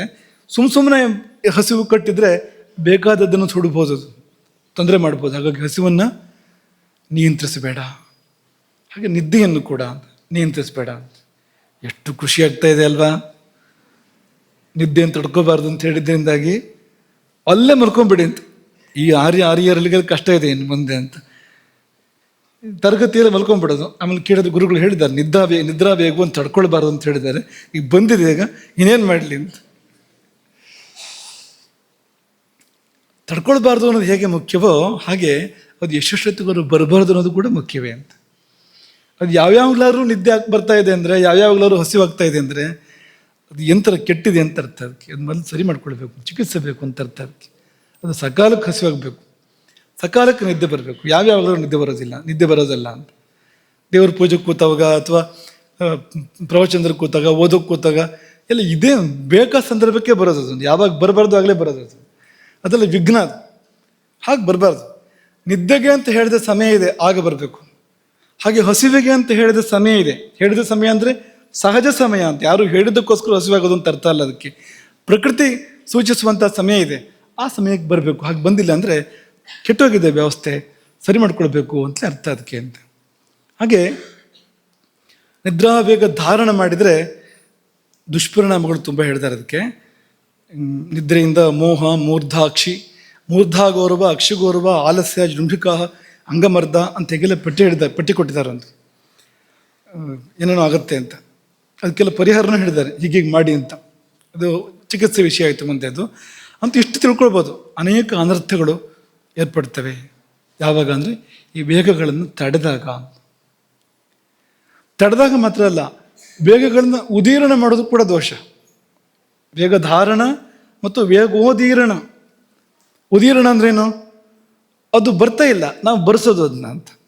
ಈಗ ಸೀನ್ ಬರ್ತಾ ಇಲ್ಲ, ಅದಕ್ಕೊಂದು ಸಣ್ಣ ಕಡ್ಡಿನ ತೆಗೆದು ಮೂಗೊಳಗೆ ಹಿಂಗಂದ್ರೆ ಬರ್ತದೆ. ಗೊತ್ತಲ್ವಾ? ಗೊತ್ತಿದಲ್ಲ ನಿಮ್ಗದು? ಯಾರ್ಯಾರು ಮಾಡ್ತಿದ್ದಾರೋ ಗೊತ್ತಿಲ್ಲ. ಸಣ್ಣದು ಅಂಥದ್ದು ಏನಾದ್ರು ಒಂದು ತೊಗೊಂಡು ಅಥವಾ ಯಾರು ಮಲ್ಕೊಂಡಿದ್ರೆ ಮೂಗೊಳಗೆ ಕಾಡ್ಸೋದು, ನಿದ್ದೆ ಮಾಡ್ತಾ ಇದ್ರೆ ಅದು. ಎರಡು ದೋಷ ಒಟ್ಟಿಗೆ, ಒಂದು ನಿದ್ರಾಭಂಗ, ಇನ್ನೊಂದು ಅದು ಬರದೇ ಇದ್ದದನ್ನು ಬರ್ಸೋದು, ಕೃತ್ರಿಮವಾಗಿ ಬರ್ಸೋವಂಥದ್ದನ್ನು. ಕೃತ್ರಿಮವಾಗಿ ಇದು ಯಾವುದನ್ನು ಕೂಡ ಮಾಡಬಾರ್ದು. ದೇಹ ತಾನಾಗಿ ಮಾಡ್ಕೊಳ್ಬೇಕು ಹೊರತು ನಾವಾಗಿ ಇದು ಯಾವುದನ್ನು ಮಾಡಲಿಕ್ಕಿಲ್ಲ. ಅಥವಾ ಈ ಕೆಮ್ಮೋದು, ಉದಾಹರಣೆಗೆ ಯಾರದ್ದೋ ಗಮನ ಸೆಳಿಬೇಕು ಅಂತ ಹೋಗಿ ಕೆಮ್ಮೋದವ್ರ ಹತ್ರ ಹೋಗಿ, ಇದಂತೂ ಪ್ರಸಿದ್ಧ ಅಲ್ವಾ? ನಾನು ಬಂದಿದ್ದೇನೆ ಗೊತ್ತಾಗೋದಕ್ಕೋಸ್ಕರ ಕೆಮ್ಮೋದು ಅಂತ. ಹಾಗೆಲ್ಲ ಇಲ್ಲ. ಕೆಮ್ಮು ಒಂದು ನಿರ್ದಿಷ್ಟ ಉದ್ದೇಶಕ್ಕೋಸ್ಕರವಾಗಿದೆ. ಅದು ಅದಕ್ಕೋಸ್ಕರವೇ ಬಳಸಬೇಕು ಹೊರತು ಸುಮ್ಮನೆ ಹೋಗಿ ಕೆಮ್ಮಿಗೆ ಗಮನ ಸೆಳೆಯೋದಲ್ಲ ಅಂತ. ಕರೀರಿ, ಯಾರು ಬೇಡ ಅಂತವ್ರು, ಕೆಮ್ಮೋದ್ಯಾಕೆ? ಹಾಗೆ ಕೃತ್ರಿಮವಾಗಿಂದೆಲ್ಲ ಮಾಡಬಾರದು ಅಂತ. ಹಾಗೆ ಆಕಳಿಕೆ, ಅದು ಕೂಡ ಕೃತ್ರಿಮ ಮಾಡೋಕ್ಕೆ ಬರುತ್ತೆ. ಇನ್ನು ಕಣ್ಣೀರನ್ನು ಕೆಲವರು ಕೃತ್ರಿಮ ಮಾಡ್ತಾರೆ. ಕಾರಿದ್ರೆ ಬರುತ್ತೆ ಅಂತವ್ರು ಇರ್ತಾರೆ. ಕಣ್ಣೀರು ಅವ್ರಿಗೆ ದುಃಖ ಆಗಬೇಕು ಅಂತಲ್ಲ, ದುಃಖ ಆದಾಗ ಕಣ್ಣೀರು ಬರಬೇಕು, ಆನಂದ ಆದಾಗ ಕಣ್ಣೀರು ಬರಬೇಕು, ಅಥವಾ ಕಣ್ಣಿಗೇನೋ ಬಿದ್ದರೆ ಕಣ್ಣೀರು ಬರಬೇಕು, ಹೊಗೆ ಬಂದರೆ ಮತ್ತೊಂದಾದ್ರೆ ಇಂಥ ಸಮಯಕ್ಕೆ ಎಲ್ಲ ಕಣ್ಣೀರು ಬರಬೇಕು, ಸಹಜ. ಇದು ಅದಲ್ಲ, ಏನೂ ಇಲ್ಲ, ಅದು ಬಾ ಅಂದ್ರೆ ಬರುತ್ತೆ, ಹೋಗು ಅಂದ್ರೆ ಹೋಗುತ್ತೆ ಕಣ್ಣೀರದು ಅಂತ. ಅದು ಹೇಗೋ ಅಭ್ಯಾಸ ಮಾಡ್ಕೊಂಡಿರ್ತಾರೆ. ಹಾಗೆ ಅದು ಇದೆಲ್ಲ ಮಾಡಬಾರ್ದು. ಅದು ಸಹಜವಾಗಿ ಭಾವದ ಕಾರಣಕ್ಕೂ ಅಥವಾ ಶಾರೀರವಾದ ಕಾರಣಗಳಿಗೋಸ್ಕರ ಬರಬೇಕು ಹೊರತು ಕೃತ್ರಿಮವಾಗಿ ಕಣ್ಣೀರನ್ನು ತಂದ್ಕೊಳ್ಳೋದು, ಅಥವಾ ಗಂಟ್ಲೊಳಗೆ ಕೈ ಹಾಕಿ ವಾಂತಿ ಮಾಡೋದು, ಬೆರಳನ್ನು ಗಂಟ್ಲವರೆಗೂ ತಗೊಂಡೋಗಿ ಆಡಿಸಿ ಅದನ್ನು ಅಂತ ವಾಂತಿ ಮಾಡ್ಕೊಳ್ಳೋದು ಮಾಡಬಾರ್ದು ಅಂತ. ನಿದ್ದೆ, ಅದನ್ನು ಕೂಡ ಕೃತ್ರಿಮವಾಗಿ ಮಾಡ್ಬೋದು. ಹೇಗೆ? ಮಾತ್ರೆ ತಗೊಂಡ್ರಾಯ್ತು, ನಿದ್ದೆ ಮಾತ್ರೆ ಕೃತ್ರಿಮವಾದ ನಿದ್ರೆ ಅದು ಅಂತ. ಆ ಕೃತ್ರಿಮವಾದ ನಿದ್ರೆ ಕೃತ್ರಿಮವಾದ ಫಲಗಳನ್ನೇ ಕೊಡಬೇಕು. ಅದು ನಿಜವಾದ ಫಲಗಳನ್ನು ಕೊಡೋಕ್ಕೆ ಸಾಧ್ಯ ಇಲ್ಲ. ಮೂಲ ಹುಡುಕಿ ಅದಕ್ಕೆ ಪರಿಹಾರ ಮಾಡಬೇಕು ಹೊರತು ಯಾಕೆ ನಿದ್ದೆ ಬರ್ತಾ ಇಲ್ಲ ಅನ್ನೋದಕ್ಕೆ ಚಿಕಿತ್ಸೆಗಳಿದೆ, ಅದನ್ನು ಮಾಡಬೇಕು ಹೊರತು ಇದು ಮಾಡೋದಲ್ಲ, ಮಾತ್ರೆ ತಗೊಂಡು ನಿದ್ದೆ ಮಾಡೋದಲ್ಲ. ಅನರ್ಥಗಳಿಗೆ ಕಾರಣ ಆಗ್ಬೋದು ಅದು. ಹಾಗಾಗಿ ಈ ಉದೀರ್ಣ ಇವೆಲ್ಲವನ್ನು ಕೂಡ ಕೃತ್ರಿಮವಾಗಿ ಮಾಡಿದಾಗ ದೋಷಗಳು ಏರ್ಪಡ್ತವೆ ಅಂತ ಒಂದೊಂದಕ್ಕೂ ಪಟ್ಟಿ ಕೊಟ್ಟಿದ್ದಾರೆ. ಯಾವ್ಯಾವುದನ್ನು ತಡೆದ್ರೆ ಏನೇನು ರೋಗ ಬರ್ಬೋದು, ಯಾವುದನ್ನು ಕೃತ್ರಿಮವಾಗಿ ಮಾಡಿದ್ರೆ ಏನೇನು ರೋಗಗಳು ಬರ್ಬೋದು ಎಲ್ಲ ಹೇಳಿದ್ದಾರೆ. ಎಲ್ಲ ಹೇಳಿದ ಮೇಲೆ ಕೊನೆಯಲ್ಲಿ ಏನು ಹೇಳ್ತಾರೆ ಅಂದರೆ, ವಿಚಿತ್ರವಾಗಿ ಹೇಳ್ತಾರೆ, ಇಷ್ಟೇ ರೋಗಗಳ ಮುಗಿತಾ ಬರೋದು ಅಂತ ಕೇಳಿದರೆ ಸರ್ವೇಪಿ ರೋಗ ಜಾಯಂತೆ ಅಂತ ಹೇಳ್ಬಿಟ್ಟಿದ್ದಾರೆ. ಈ ಶರೀರದ ಕ್ರಿಯೆಗಳಲ್ಲಿ, ಸಹಜ ಕ್ರಿಯೆಗಳಲ್ಲಿ ಹಸ್ತಕ್ಷೇಪ ಮಾಡಿದರೆ ಒಂದೊಂದಕ್ಕೂ ಪಟ್ಟಿ ಕೊಟ್ಟಿದ್ದಾರೆ. ನಿದ್ದೆಯನ್ನು ತಡೆದ್ರೆ ಏನು, ಹಸಿವನ್ನು ತಡೆದ್ರೆ ಏನು, ಅಥವಾ ಆಕಳಿಕೆ ತಡೆದ್ರೆ ಏನು, ಎಲ್ಲಕ್ಕೂ ಒಂದು ಪಟ್ಟಿ ಕೊಟ್ಟಿದ್ದಾರೆ. ಆಮೇಲೆ ಪ್ರಶ್ನೆ ಕೇಳ್ಕೊಂಡು ಅವರೇ ಇಷ್ಟೇನಾ ಮುಗಿತಾ ಅಂತ ಕೇಳಿದರೆ ಇಲ್ಲ, ಮುಗಿದಿಲ್ಲ. ರೋಗ ಸರ್ವೇಪಿ ಜಾಯಂತೆ ವೇಗೋದೀರ್ಣ ಧಾರಣೈ. ಈ ವೇಗದ ಉದೀರ್ಣ ಮತ್ತು ಧಾರಣ ಕೃತ್ರಿಮವಾಗಿ ನಾವು ಮಾಡುವಂಥದ್ದು, ಸಹಜವಾಗಿ ಆಗಬೇಕಾಗಿದ್ದನ್ನು ಅಥವಾ ಸಹಜವಾಗಿ ಬರೋದನ್ನು ತಡೆಯೋದು, ಈ ಉದ್ದೀರ್ಣ ಮತ್ತು ಧಾರಣ, ಇದನ್ನು ಮಾಡಿದ್ದೇ ಹೋದಾದರೆ ಇಂಥದ್ದುಂತಿಲ್ಲ, ಯಾವ ರೋಗ ಬೇಕಾದರೂ ಬರ್ಬೋದು. ರೋಗ ಅಂತ ಹೆಸರಿಡ್ತಕ್ಕಂಥ ಯಾವುದು ಬೇಕಾದ್ರೂ ಬರ್ಬೋದು ಅಂತ ಕಂಠೋಕ್ತವಾಗಿ ಘೋಷಣೆ ಮಾಡಿದ್ದಾರೆ. ರೋಗ ಸರ್ವೇಪಿ ಜಾಯಂತೆ ವೇಗೋದೀರ್ಣ ಧಾರಣೆ, ಹುಷಾರಾಗಿರಿ. ಶರೀರ ಅನ್ನೋದು ತುಂಬ ಸೂಕ್ಷ್ಮವಾಗಿರ್ತಕ್ಕಂಥ ಒಂದು ಯಂತ್ರ. ಅದು ಏನು ಮಾಡುತ್ತೋ ಸಕಾರಣವಾಗಿ ಮಾಡುತ್ತೆ. ಅದು ಕೈ ಹಾಕಬೇಡಿ, ಅಲ್ಲಿ ಹಸ್ತಕ್ಷೇಪ ಮಾಡಬೇಡಿ, ತನ್ನ ಕೆಲಸವನ್ನು ಮಾಡಲಿಕ್ಕೆ ಬಿಡಿ. ಅದಕ್ಕೆ ಸಹಜವಾಗಿ ಏನಾದ್ರು ಕಿತಾಪತಿ ಮಾಡಿದರೆ ಆಮೇಲೆ ಸೀತಾಪತಿಯು ನಮ್ಮನ್ನು ರಕ್ಷಣೆ ಮಾಡೋಕ್ಕೆ ಸಾಧ್ಯ ಇಲ್ಲ, ಹಾಗಾಗ್ಬೋದು ಅಂತ. ಅವನೇನು ಮಾಡ್ತಾನೆ, ನಾವು ಅನಾಹುತಗಳನ್ನೆಲ್ಲ ಮಾಡ್ಕೊಂಡ್ಬಿಟ್ರೆ ಅವನೇನು ಮಾಡ್ತಾನೆ, ಆಮೇಲೆ ಕರ್ಮದ ಫಲ ಅನುಭವಿಸ್ಲೇಬೇಕು ಅಂತ. ಹಾಗಾಗಿ ಸರ್ವೇಪಿ ರೋಗ ಜಾಯಂತೆ ನ ಕೇವಲ ಪೂರ್ವೋಕ್ತ ಏವ, ಈ ಪಟ್ಟಿಲಿರೋದು ಮಾತ್ರ ಅಲ್ಲ, ಎಲ್ಲ ರೋಗಗಳು ಕೂಡ ಬರ್ಬೋದು. ಯಾಕೆಂದರೆ ಅದು ಪ್ರಾಣಕೋಪ, ಈ ವಾತಕೋಪ ಏರ್ಪಡುವಂಥದ್ದು. ಅದರಲ್ಲಿ ವಾಯು ಕೋಪ್ಯತೆ ಸ್ವಕರ್ಮಣ ಏವ ವಾಯು ಕೋಪ್ಯತೆ ಸಕುಪಿತಃ ಸರ್ವಾನೇವ ವಿಕಾರಾಂಚನೇತಿ. ಈ ನಮ್ಮೊಳಗಿರ್ತಕ್ಕಂಥ ವಾಯು ಅಥವಾ ವಾತ ಏನಿದೆ ಅದರದ್ದೇ ಕೆಲಸ. ಈ ವೇಗವನ್ನು ತಡೆಯೋದೋ ಬಿಡೋದೋ ನಾವು ಮಾಡ್ತೇವಲ್ಲ, ಕೃತ್ರಿಮವಾಗಿ ಮಾಡೋದೋ ಮಾಡ್ತೇವಲ್ಲ, ಅದು ವಾತದ ಮೂಲಕ ಆಗಬೇಕು. ಅದು ಮಾಡಿದಾಗ ಏನಾಗುತ್ತೆ ಅಂದರೆ ತನ್ನ ಕರ್ಮದಿಂದ ತಾನೇ ಕೋಪಗೊಂಡ ಆ ವಾತ ಏನು ಬೇಕಾದ್ರೂ ವಿಕಾರವನ್ನು ಸೃಷ್ಟಿ ಮಾಡ್ಬೋದು ಅಂತಿಷ್ಟು ಹೇಳಿದ ಮೇಲೆ ಈಗ ಮತ್ತೊಂದು ಪ್ರಶ್ನೆ ಬಂತು. ಇದು ವೇಗರೋಧ ರೋಗ ಜಾಯಂತೆ, ಹಾಗಾದ್ರೆ ಯಾವುದನ್ನು ತಡ್ಕೋಬಾರ್ದಲ್ವಾ, ಎಲ್ಲದನ್ನು ಅದರಷ್ಟಕ್ಕೆ ಆಗೋಕ್ಕೆ ಬಿಡಬೇಕಲ್ವ ನಾವು. ಹಾಗಾದರೆ ಮನಸ್ಸೊಳಗೆ ಕಾಮಕ್ರೋಧಗಳು ಹುಡ್ತಾ ಇದೆ, ದ್ವೇಷ ಹುಡ್ತಾ ಇದೆ, ಈರ್ಷ್ಯೆ ಹುಡ್ತಾ ಇದೆ. ಹುಟ್ಲಿ, ತಡೆದ್ರೆ ರೋಗ ಬರ್ಬೋದು, ದೋಷ ಬರ್ಬೋದು ಅನ್ನೋ ಪ್ರಶ್ನೆ ಇದೆಯಲ್ವಾ. ಅದು ವೇಗವೇ ತಾನೆ, ಏನು ಕಡಿಮೆ ವೇಗವಾದು. ಸಿಟ್ಟು ಬಂತು ಅಂದರೆ ಏನು ವೇಗ ಅದು, ಇಲ್ಲೇ ವೇಗ ಎಲ್ಲ ಬಂದ್ಬಿಡುತ್ತೆ ಅಂತ ಸಿಟ್ಟು ಬಂದಾಗ ಅಂತ. ಅಲ್ಲ, ತುಟಿ ಒದರುತ್ತೆ, ಮಾತು ತೊದಲತ್ತೆ, ನಿಧಾನಕ್ಕೆ ಹೇಳೋದನ್ನು ಓಡಿಸಿ ಹೇಳ್ತಾನೆ. ಹೇಳಬೇಕಾದ್ರೆ ವೇಗ ಅಲ್ದ ಮತ್ತೇನೇನಿದು ಅಂದರೆ ಮನೋವೇಗಾಂಶ್ಚ ಧಾರೆಯೇ. ಈ ಶರೀರದ ಈ ವೇಗಗಳು, ಹೇಳಿದ ವೇಗಗಳನ್ನು ತಡಿಬಾರ್ದು ಅಂತ ಹೇಳಿದಷ್ಟೇ ಹೊರತು, ಆದರೆ ಮನೋವೇಗಗಳನ್ನು ಧಾರೆಯೇ, ತಡೆ ಹಿಡಿಬೇಕು. ಅದನ್ನು ಏನೆಲ್ಲ ಅಂದರೆ ಧಾರೆಯಿತ್ತು ಸದಾ ವೇಗಾನ್ ಹಿತೈಷಿ ಪ್ರೇತ್ಯ ಚೇಹಚ. ಇಲ್ಲೂ ಬದುಕಿರುವಾಗಲೂ ಒಳ್ಳೇದಾಗಬೇಕು, ಸತ್ತ ಮೇಲೂ ಚೆನ್ನಾಗಿರಬೇಕು ನೀನು ಅಂತಾದರೆ ಈ ವೇಗಗಳನ್ನು ನೀನು ತಡೆ ಹಿಡಿಬೇಕು. ಯಾವುದು ಅಂದರೆ ಲೋಭ, ಈರ್ಷ್ಯ, ದ್ವೇಷ, ಮಾತ್ಸರ್ಯ, ರಾಗಾದೀನಾಂ ಜಿತೇಂದ್ರಿಯ. ಈ ಲೋಭ, ಈರ್ಷ್ಯ, ದ್ವೇಷ, ಮಾತ್ಸರ್ಯ, ರಾಗ ಮೊದಲಾದವುಗಳು. ಇಮಾಂಸ್ತು ಧಾರೆಯೇದ್ ವೇಗಾನ್, ಇದನ್ನು ಅವಶ್ಯವಾಗಿ ಈ ವೇಗಗಳನ್ನು ಧಾರಣೆ ಮಾಡು. ಯಾಕೆಂದರೆ ಅಶಸ್ತಾನಾಂ, ಇದು ಒಳ್ಳೆಯದಲ್ಲ, ಇದು ಕೆಟ್ಟದ್ದು ಅಂತ ಪಟ್ಟಿ ಕೊಟ್ಟರು. 3 ಥರದ ಪಟ್ಟಿ ಇದೆ. ಇಂತಿಂಥ ಮನಸ್ಸಿನ ವೇಗಗಳನ್ನು ಧಾರಣೆ ಮಾಡಬೇಕು. ವಾಗ್ವೇಗಗಳು ಅಂತಿದೆ, ಅದನ್ನು ಧಾರಣೆ ಮಾಡಬೇಕು. ಮತ್ತು ಶರೀರದಲ್ಲಿ ಕೂಡ ಕೆಲವು ವೇಗಗಳನ್ನು ಧಾರಣೆ ಮಾಡಲಿಕ್ಕಿದೆ, ಮಾಡುವಂಥದ್ದು. ಈ ಪಟ್ಟಿಲಿರೋದಲ್ಲ, ಬೇರೆ ಅದು. ಹಾಗಾಗಿ ಮನೋವಾಕ್ಕಾಯ ಕರ್ಮಣ, ಮನಸ್ಸು ವಾಕ್ಕು ಕಾಯ ಕರ್ಮದಲ್ಲಿ ಇಂತಿಂಥದ್ದನ್ನು ನಿರೋಧ ಮಾಡಲಿಕ್ಕಿದೆ ಅಂತ. ಏನು ಅಂದರೆ ಲೋಭ ಮೊದಲನೇದು, ವಿಷಯೇ ಅನುಚಿತ ಪ್ರಾರ್ಥನಾ ಅಂತ. ಅಂದರೆ ಆ ಆಸೆ ಸರಿಯಲ್ಲ, ಆ ಅಪೇಕ್ಷೆ ಬೇಕು ಅನ್ನೋದು ಭಾವ ಸರಿಯಲ್ಲ ಅಂಥದ್ದು. ವಸಿಷ್ಠರ ಗೋವನ್ನು ವಿಶ್ವಾಮಿತ್ರ ಬಯಸಿದರೆ ಏನದು, ಅದು ಸಾತ್ವಿಕ ಆಸೆ ಅಲ್ಲ, ಅದು ಸಲ್ಲದ ಆಸೆ ಅದು ಅಂತ. ಶೋಕ, ದೈನ್ಯ, ಶೋಕ ಅಂತಂದರೆ ಏನೋ ಕಳ್ಕೊಂಡಾಗ ಮಾಡಿದಾಗ ಬರುವಂಥದ್ದು ಅದು. ಭಯಂ, ಏನೋ ತೊಂದರೆ ಬರುತ್ತೆ ಅಂತ. ಅಪಕಾರಾನುಸಂಧಾನಜಂ ದೈನ್ಯಂ, ಏನೋ ತೊಂದರೆ ಬರುತ್ತೆ ಅಂತ ಮನಸ್ಸು ಆತಂಕ ಪಡುವಂಥದ್ದು. ಕ್ರೋಧ, ಪ್ರದ್ವೇಷ, ಏನ ಪ್ರಜ್ವಲಿತ ವಿಮಾತ್ಮಾನಂ ಮನ್ಯತೆ, ತಾನಿಗೆ ತಾನೇ ಹೊತ್ತಿ ಉರಿದಂತೆ ಆಗ್ತಾನೆ, ಆ ಭಾವ, ಅದಕ್ಕೆ ಕ್ರೋಧ ಅಂತ ಹೆಸರು. ಮಾನಃ, ಮಾನ ಅಂದರೆ ಏನು, ಮಾನ ಇಲ್ಲ ಮರ್ಯಾದೆ ಇಲ್ಲ ಅಂತ ಬೈತಾರಲ್ವಾ, ಅದಲ್ಲ ಇದು. ಇದು ಬೇರೆ, ಇದು ಬೇಡದೇ ಇರೋದು, ಬಿಡುವಂಥದ್ದು ಇದು. ಮಾನಃ ಅಂದರೆ ಇಲ್ಲದಿರುವ ಗುಣಗಳನ್ನು ತನ್ನೊಳಗೆ ಆರೋಪ ಮಾಡಿಕೊಂಡು ಇದೆ ಅಂತ ಅಂದ್ಕೊಂಡು ದೊಡ್ಡ ಜನ ಅಂತ ಓಡಾಡೋದು ಮಾನ ಅಂತ ಕರೀತಾರೆ. ಗರ್ವ ಅಂತ, ಮಾನ ಗರ್ವ ಅಂತ ಹೇಳ್ತಾರಲ್ಲ ಅಂಥದ್ದು ಅಂತ. ಸದಸದ್ಗುಣಾಧ್ಯಾರೋಪೇಣ, ಇರುವ ಗುಣಗಳು ಇಲ್ಲದಿರುವ ಗುಣಗಳು ಎಲ್ಲವನ್ನೂ ತನ್ನಲ್ಲಿದೆ ಅಂತ ಆರೋಪಣೆ ಮಾಡಿಕೊಂಡು ಕೃತ್ರಿಮವಾಗಿ ಗರ್ವಿಷ್ಠನಾಗಿ ಓಡಾಡ್ತಾ ಇದ್ದಾನೆ ಅಂತ. ನಿಯಂತ್ರಣ ಮಾಡುವಂಥ. ನೈರ್ಲಜ್ಯಂ, ಲಜ್ಜೆ ಇಲ್ಲದೆ ಇರುವಂಥದ್ದು. ಲಜ್ಜೆ ಅಂದರೆ ಏನು? ಜುಗುಪ್ಸಿತವಾದ್ದನ್ನು ತೋರಿಸ್ಬಾರ್ದು ಬೇರೆಯವರಿಗೆ ಅಂತ, ವ್ಯಕ್ತಪಡಿಸ್ಬಾರ್ದು. ಅದು ಲಜ್ಜೆ. ಅದು ಇಲ್ಲೇ ಇದ್ರೆ ಹೋಯ್ತು ಜೀವನವೇ ಅಂತ. ಲಜ್ಜೆ ಇಲ್ಲ ಅಂತಂದರೆ ಮನುಷ್ಯ ಭಾಳ ಕೊಳಕಾಗ್ಬಿಡ್ತಾನೆ. ಹಾಗಾಗಬಾರ್ದು.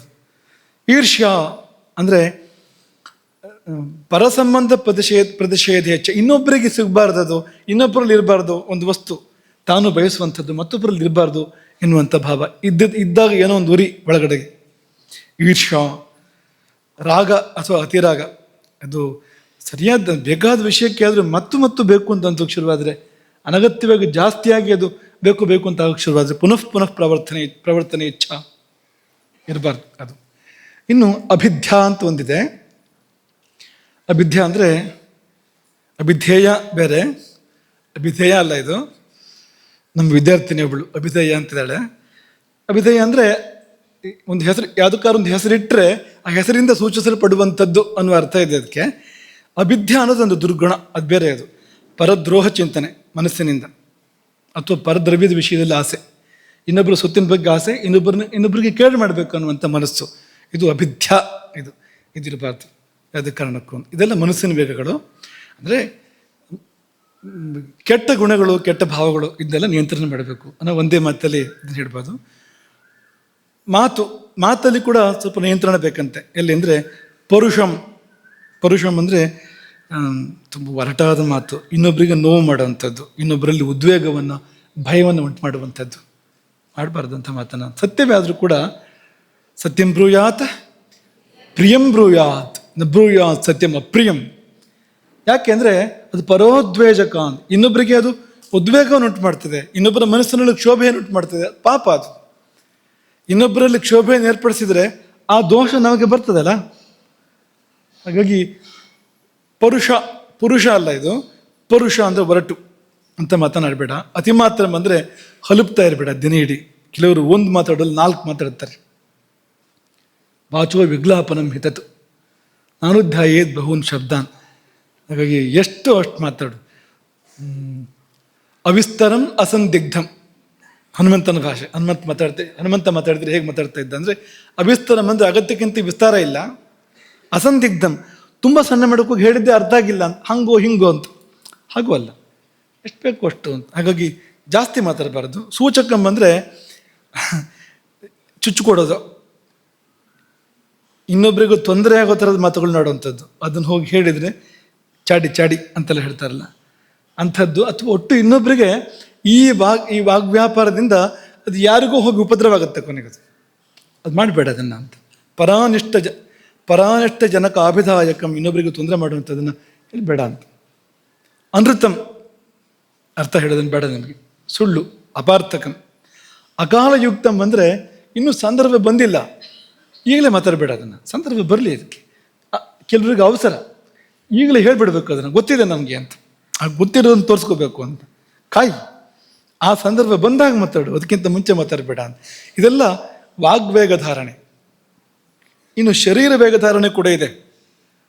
ಶರೀರ ಅಥವಾ ಕರ್ಮ ಅಲ್ಲಿ ಕೂಡ ಧಾರಣೆ ಇದೆ. ಇದೆಲ್ಲ ನಾವು ತಡಿಬಾರದು. ಸಿಹಿನೋ, ಆಕಳಿಕೆನೋ, ಹಸಿವೋ, ನಿದ್ದೆನೋ, ಅಥವಾ ಶ್ರಮಶ್ವಾಸ, ಏನು ಶ್ರಮ ಆದಾಗ ಒಂದು ಉಸಿರು ಬರುತ್ತಲ್ವ, ಏದು ಉಸಿರು, ಶ್ರಮಶ್ವಾಸ, ಇದೆಲ್ಲ ತಡಿಬಾರ್ದು ಅಂತ ಅನ್ನೋದೊಂದಿದೆ. ವಾಂತಿ ಮತ್ತೊಂದು ಇದೆಲ್ಲ ತಡಿಬಾರ್ದು ಅಂತ. ಆದರೆ ತಡೆಯುವಂಥದ್ದಿದೆ. ಅದೇನೆಂದರೆ ಪರಪೀಡಕವಾದ ಕೃತಿಗಳನ್ನು ತಡಿಬೇಕು. ಶರೀರದಿಂದ ಆಗುವಂಥದ್ದು, ಯಾರಿಗೂ ಹೊಡೆಯೋದು ಅಂತ ಅನ್ಕೋ, ತಡಿ ಅಂತ. ಶರೀರದಿಂದಲೇ ಮಾಡುವಂಥದ್ದು, ಅದು ತಡಿಬೇಕು ಅದನ್ನು ಅಂತ.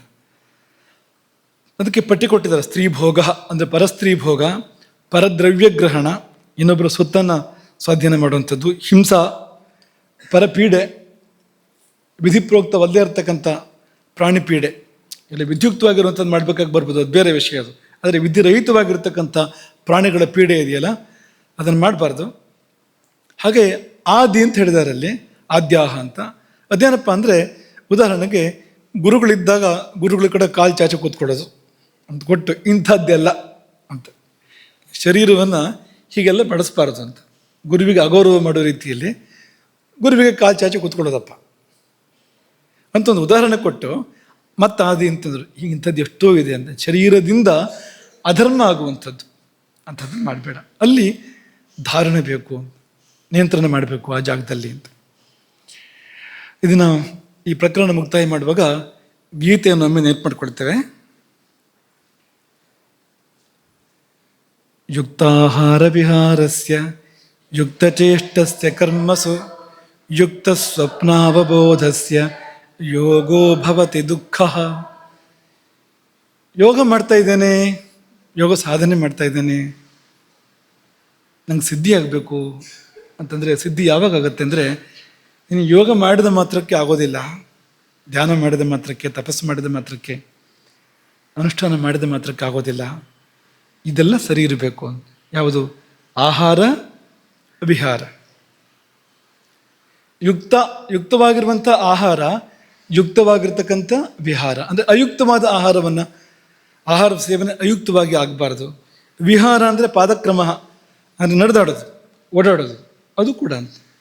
ಅದು ಹೇಗಾಗಬೇಕು, ಎಷ್ಟಾಗಬೇಕು, ಎಲ್ಲಾಗಬೇಕು ಅಷ್ಟೇ ಆಗಬೇಕು. ಹಾಗಾಗಿ ಆಹಾರ ವಿಹಾರಗಳು ಯುಕ್ತವಾಗಿದ್ದಾಗ, ಯುಕ್ತ ಚೇಷ್ಟಸ್ಯ ಕರ್ಮಸು, ನಾವು ಇಡೀ ದಿನದ ಚಟುವಟಿಕೆಯಲ್ಲಿ ಯುಕ್ತವಾಗಿ ಕ್ರಿಯೆಗಳನ್ನು ಮಾಡುವಾಗ, ಯಾವುದನ್ನು ಮಾಡಬೇಕು, ಎಷ್ಟು ಮಾಡಬೇಕು, ಎಲ್ಲಿ ಮಾಡಬೇಕು, ಹೇಗೆ ಮಾಡಬೇಕು, ಆ ಇತಿಮಿತಿಯ ಒಳಗೆ ಧರ್ಮದ ಚೌಕಟ್ಟನ್ನು ಅನುಸರಿಸಿ ನಾವು ಮಾಡಿದಾಗ, ಜೊತೆಯಲ್ಲಿ ಯುಕ್ತ ಸ್ವಪ್ನಾವಬೋಧಸ್ಯ, ನಿದ್ದೆ ಮತ್ತು ಎಚ್ಚರ ಇದು ಕೂಡ ಯುಕ್ತವಾಗಿರಬೇಕು. ಎಷ್ಟು ಮಲಗಬೇಕು ಅಷ್ಟು ಮಲಗಬೇಕು, ಯಾವಾಗ ಹೇಳಬೇಕು ಅವಾಗ ಹೇಳಬೇಕು.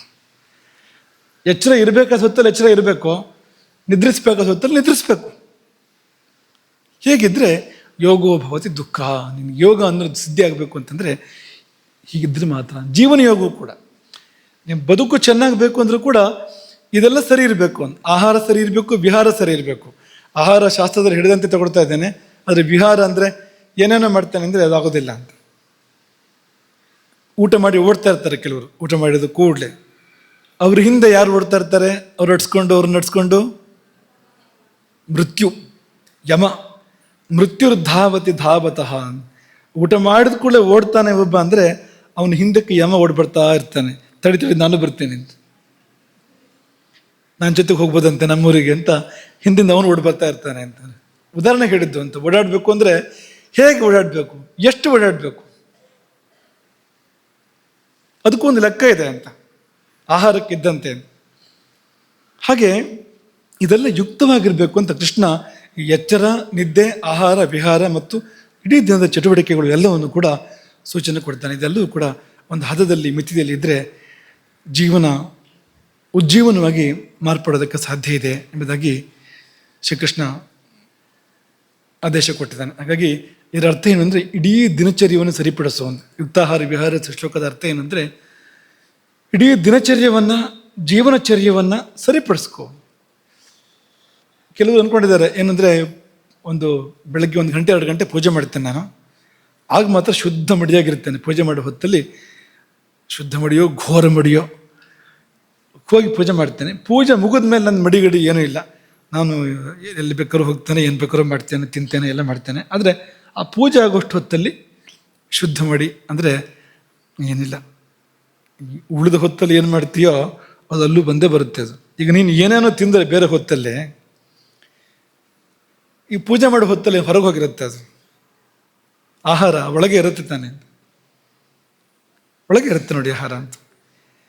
ಆಯಿತು, ಈಗ ಒಳಗಿದೆ ಅಂದರೆ ಅವನ ದೇಹ ಶುದ್ಧಿಯ ನಂತರನೇ ಪೂಜೆ ಮಾಡ್ತಾ ಇರ್ಬೋದು. ಆದರೆ ಆ ಆಹಾರದಲ್ಲಿ ಎಷ್ಟೋ ಭಾಗ ನಮ್ಮದೇ ರಸರಕ್ತ ಮಾಂಸ ಆಗಿರುತ್ತಲ್ವ, ಹೇಗೆ ಶುದ್ಧ ಆಗುತ್ತೆ? ಅದು ಶುದ್ಧ ಆಗೋದೇ ಇಲ್ಲ ಅಂತ ಅದು. ಹಾಗಾಗಿ ಈ ಒಂದು ದಿನಕ್ಕೊಂದು ಗಂಟೆ ನೀವು ಅದು ಅನುಷ್ಠಾನ ಮಾಡ್ತೀರಿ ಅಂತಾದರೆ 23 ಗಂಟೆ ಅದಕ್ಕೆ ತಕ್ಕಂತೆ ಇರಬೇಕಾಗ್ತದೆ. ಉಳಿದ 23 ಗಂಟೆ ಅನುಷ್ಠಾನ ಮಾಡಬೇಕಾಗಿಲ್ಲ. 1 ಗಂಟೆ ಅನುಷ್ಠಾನ ಮಾಡಿದರೂ ಕೂಡ ಮುಕ್ತಿ ಹೊಂದ್ಬೋದು. ಆದರೆ 23 ಗಂಟೆ ಅದಕ್ಕೆ ತಕ್ಕಂತೆ ಇದ್ದರೆ ಉಪಯೋಗ ಆಗುತ್ತೆ, ಇಲ್ಲದೇ ಇದ್ದರೆ ಉಪಯೋಗ ಆಗೋದಿಲ್ಲ. ಔಷಧ ಕೊಟ್ಟಾಗ ಪಥ್ಯ ಅಂತ ಹೇಳೋದಿಲ್ವಾ, ಹಾಗೆ ಅದು ಅಂತ. ಒಂದು ನೀವು ಅನುಷ್ಠಾನ ಮಾಡ್ತೀರಿ, ಸಾಧನೆ ಮಾಡ್ತೀರಿ ಅಂದರೆ ಪಥ್ಯ ಇದೆ ಪಕ್ಕದಲ್ಲಿ ಅಂತ, ಹೀಗಿರಬೇಕು ದಿನ ಇಡೀ ಅಂತ. ಹಾಗಿಲ್ಲದೆ ಇದ್ದರೆ ಅದು ಫಲಿಸೋದಿಲ್ಲ. ಹಾಗಾಗಿ ಎಷ್ಟೋ ಸರ್ತಿ ರೋಗಗಳು ಬರ್ತವೆ, ಯಾವ್ಯಾವುದೋ ರೋಗಗಳು ಬರ್ತವೆ, ಹೆಸರು ಹಿಡ್ದಿರೋ ರೋಗಗಳೆಲ್ಲ ಬರ್ತವೆ. ಏನು ಅಂಥದ್ದು ಮಾಡೇ ಇಲ್ವಲ್ಲ ನಾನು ಅಂತಂದರೆ ಹೀಗೆಲ್ಲ ಬಂದಿರ್ಬೋದು. ಅದು ನೀವು ಏನೇನೋ ಶರೀರದ ಕ್ರಿಯೆಗಳ ಹಸ್ತಕ್ಷೇಪ ಮಾಡಿರ್ಬೋದು, ನೀವು ಯಾವ್ಯಾವುದನ್ನು ತಡೆ ಹಿಡಿದಿರ್ಬೋದು, ಯಾವ್ಯಾವುದನ್ನು ಕೃತ್ರಿಮವಾಗಿ ಸೃಷ್ಟಿ ಮಾಡಿರ್ಬೋದು, ವೇಗೋದೀರ್ಣ ಧಾರಣೆಗಳನ್ನು ಮಾಡಿರ್ಬೋದು. ನಮಗೆ ಗೊತ್ತಿರ್ತದೆ, ಅದು ಗೊತ್ತಿರೋದೇ ಇಲ್ಲ ಅಂತ. ಅದರ ಫಲವಾಗಿ ಎಷ್ಟೆಷ್ಟು ರೋಗಗಳು ಬರ್ಬೋದು.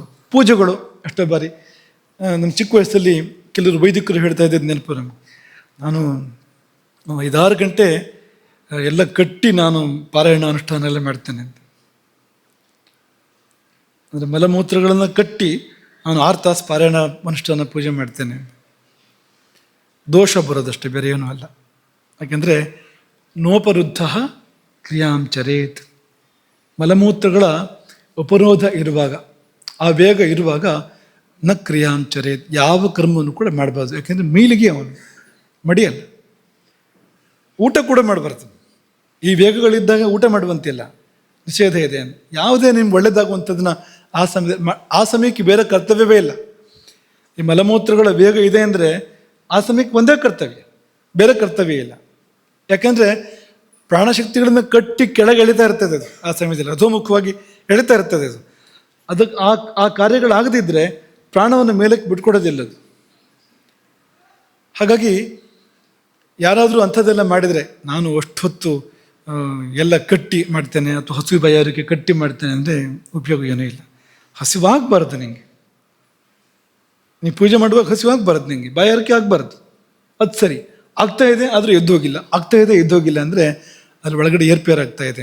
ಅದೇ ಮಲಮೂತ್ರಗಳ ವಿಷಯಕ್ಕಾದರೆ ದೋಷವೇ ಬರ್ತಾ ಇದೆ ನೇರವಾಗಿ. ಪಾರಾಯಣಕ್ಕೂ ದೋಷ, ಅದು ಪೂಜೆಗೂ ದೋಷ. ಯಾಕೆಂದರೆ ಒಳಗೆ ಕಲ್ಮಶ ಇದೆ, ಅದು ಹೊರಗೆ ಹೋಗೋ ಪ್ರಯತ್ನ ಮಾಡ್ತಾ ಇದೆ.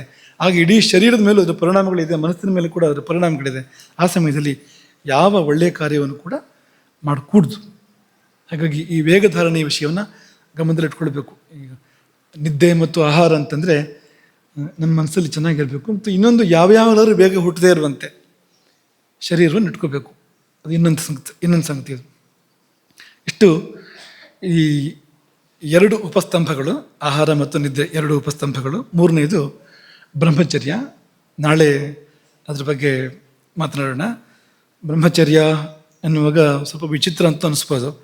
ಯಾಕೆಂದರೆ 7-8 ವರ್ಷದಲ್ಲಿ ತಗೊಳ್ಳೋವಂಥ ಆಶ್ರಮ ಅದು ಬ್ರಹ್ಮಚರ್ಯ ಅಂದರೆ. ಮದುವೆ ಆದಾಗ ಮುಗ್ದೋಗುತ್ತೆ ಅದು. ಆಮೇಲೆ ಮುಂದಿನ ಅವನ ಕಥೆ ಏನು? ಈ ಗೃಹಸ್ಥ ಆದರೆ ಅವನಿಗೆ 2 ಉಪಸ್ತಂಭವ ಅಂತ, ಆಹಾರ ಮತ್ತು ನಿದ್ರೆ. 3ನೇದು ಏನು ಕತೆ ಅವನು ಪಾಪ ಬ್ರಹ್ಮಚರ್ಯ ಇವತ್ತು ಅವನು ಪೂರ್ಣ ಮಾಡಿ, ಅವನು ಸಮಾವರ್ತನ ಮಾಡಿ ಗುರುಕುಲದಿಂದ ಹಿಂದಿರುಗಿ ಮನೆಗೆ ಬಂದು ಮದುವೆ ಆಗ್ತಾನಲ್ಲ, ಗೃಹಸ್ಥಾಶ್ರಮ ಸ್ವೀಕಾರ ಮಾಡ್ತಾನೆ. ಮತ್ತು ಹೇಗೆ ಅವನು ಬ್ರಹ್ಮಚರ್ಯ ಮಾಡೋದಂದ್ರೆ ಹೇಗೆ ಅವನು ಅಲ್ವಾ? ಆಯಿತು, ಹೆಣ್ಮಕ್ಳ ಕಥೆ ಏನು ಪಾಪ? ಅವರೇನು ಮಾಡ್ತಾರೆ? ಹೀಗೆಲ್ಲ ಪ್ರಶ್ನೆಗಳು ಹುಟ್ಟಬಹುದು. ಯಾವ ಬ್ರಹ್ಮಚರ್ಯವನ್ನು ಹೇಳಿದೆ? ಬ್ರಹ್ಮಚರ್ಯ ಅಂದರೆ ಏನು ನಿಜವಾಗಿಯೂ? ಅದಕ್ಕೂ ದೇಹಧಾರಣೆಗೂ ಏನು ಸಂಬಂಧ? ಶರೀರ ಉಳ್ಕೊಳ್ಬೇಕು ಅಂದರೆ ಆ ಒಂದು ದೊಡ್ಡ ಕಂಬ, ಈ 3 ಸಣ್ಣ ಕಂಬಗಳು ಬೇಕು ಅನ್ನುವಾಗ ಈ ಬ್ರಹ್ಮಚರ್ಯ ಹೇಗೆ ಕಂಬ ಆಗೋದು? ಶರೀರವನ್ನು ಹೇಗೆ ಉಳಿಸುತ್ತೆ ಅದು? ಆಯುಸ್ಸನ್ನು ಹೇಗೆ ಜಾಸ್ತಿ ಮಾಡುತ್ತೆ? ಅಥವಾ ಆಯುಸ್ಸನ್ನು ಇರುವಷ್ಟು ಆಯುಸ್ಸಾರು ಬದುಕಬೇಕಲ್ಲ, ಅದಕ್ಕೆ ಹೇಗೆ ಬ್ರಹ್ಮಚರ್ಯ ಸಾಧಕ ಆಗುತ್ತೆ ಅನ್ನೋದನ್ನು ನಾಳೆ ಸ್ವಲ್ಪ ದೂರ ಗಮನಿಸಿ ಅಲ್ಲಿಂದ ಊಟಕ್ಕೆ ಹೋಗೋಣ. ಈಗಲೂ ಅದೇ ಊಟಕ್ಕೆ ಹೋಗೋಣ ಅಂತ. ನಾಳೆ ಆ ಸಂದರ್ಭ ಆದಮೇಲೆ ಆಹಾರ ಎಂಬ ವಿಷಯಕ್ಕೆ, ಅನ್ನಂ ಬ್ರಹ್ಮ ಅನ್ನೋದರಲ್ಲಿ ಆ ಊಟದ ವಿಷಯಕ್ಕೆ, ಆಹಾರದ ವಿಷಯಕ್ಕೆ ಮುಂದಕ್ಕೆ ಹೋಗೋಣ. ಅದಕ್ಕೆ ಪೀಠಿಕೆಯಾಗಿ ಅದಕ್ಕೆ ಪೂರ್ವದಲ್ಲಿ ಬ್ರಹ್ಮಚರ್ಯದ ಬಗ್ಗೆ ಕೆಲವಾರು ಮಾತುಗಳನ್ನು. ಯಾವುದು ಬ್ರಹ್ಮಚರ್ಯ, ಇಲ್ಲಿ ಯಾವುದು ಬ್ರಹ್ಮಚರ್ಯ, ಇವರು ಹೇಳ್ತಾ ಇರೋ ಬ್ರಹ್ಮಚರ್ಯ ಯಾವುದು, ಅದು ಹೇಗೆ ಜೀವನದಲ್ಲಿ ಸಾಧಕ ಆಗಿ ಬರುತ್ತೆ, ಇಲ್ಲದ್ರೆ ಏನಾಗುತ್ತೆ ಅನ್ನೋದನ್ನು ಯಥಾಸಾಧ್ಯ ಸಂಕ್ಷೇಪವಾಗಿ, ಅದನ್ನು ಮತ್ತೆ 3-4 ದಿವಸ ಎಲ್ಲ ಮಾಡೋದಿಲ್ಲ, ಒಂದು ಸ್ವಲ್ಪ ದೂರ ಅದನ್ನು ನೋಡಿ ಆಮೇಲೆ ಮತ್ತೆ ಊಟಕ್ಕೆ ಮುಂದುವರಿಸೋಣ. ಹರೇ ರಾಮ. ಗೋಕರ್ಣ ಮಂಡಲಾಧೀಶ್ವರ ಶ್ರೀಮದ್ ಜಗದ್ಗುರು ಶಂಕರಾಚಾರ್ಯ ಶ್ರೀಮದ್ ರಾಘವೇಶ್ವರ ಭಾರತೀ ಸ್ವಾಮಿ ಮಹಾರಾಜ್ ಕಿ. ನಿಖರ ಸುದ್ದಿ, ಸದಭಿರುಚಿಯ ಕಾರ್ಯಕ್ರಮ. ನೀವು ನೋಡ್ತಾ ಇದ್ದೀರಾ ಕಹಳೆ ನ್ಯೂಸ್, ಸಮಾಜದ ಜಾಗೃತಿಗಾಗಿ ವಸ್ತುನಿಷ್ಠ ವರದಿ.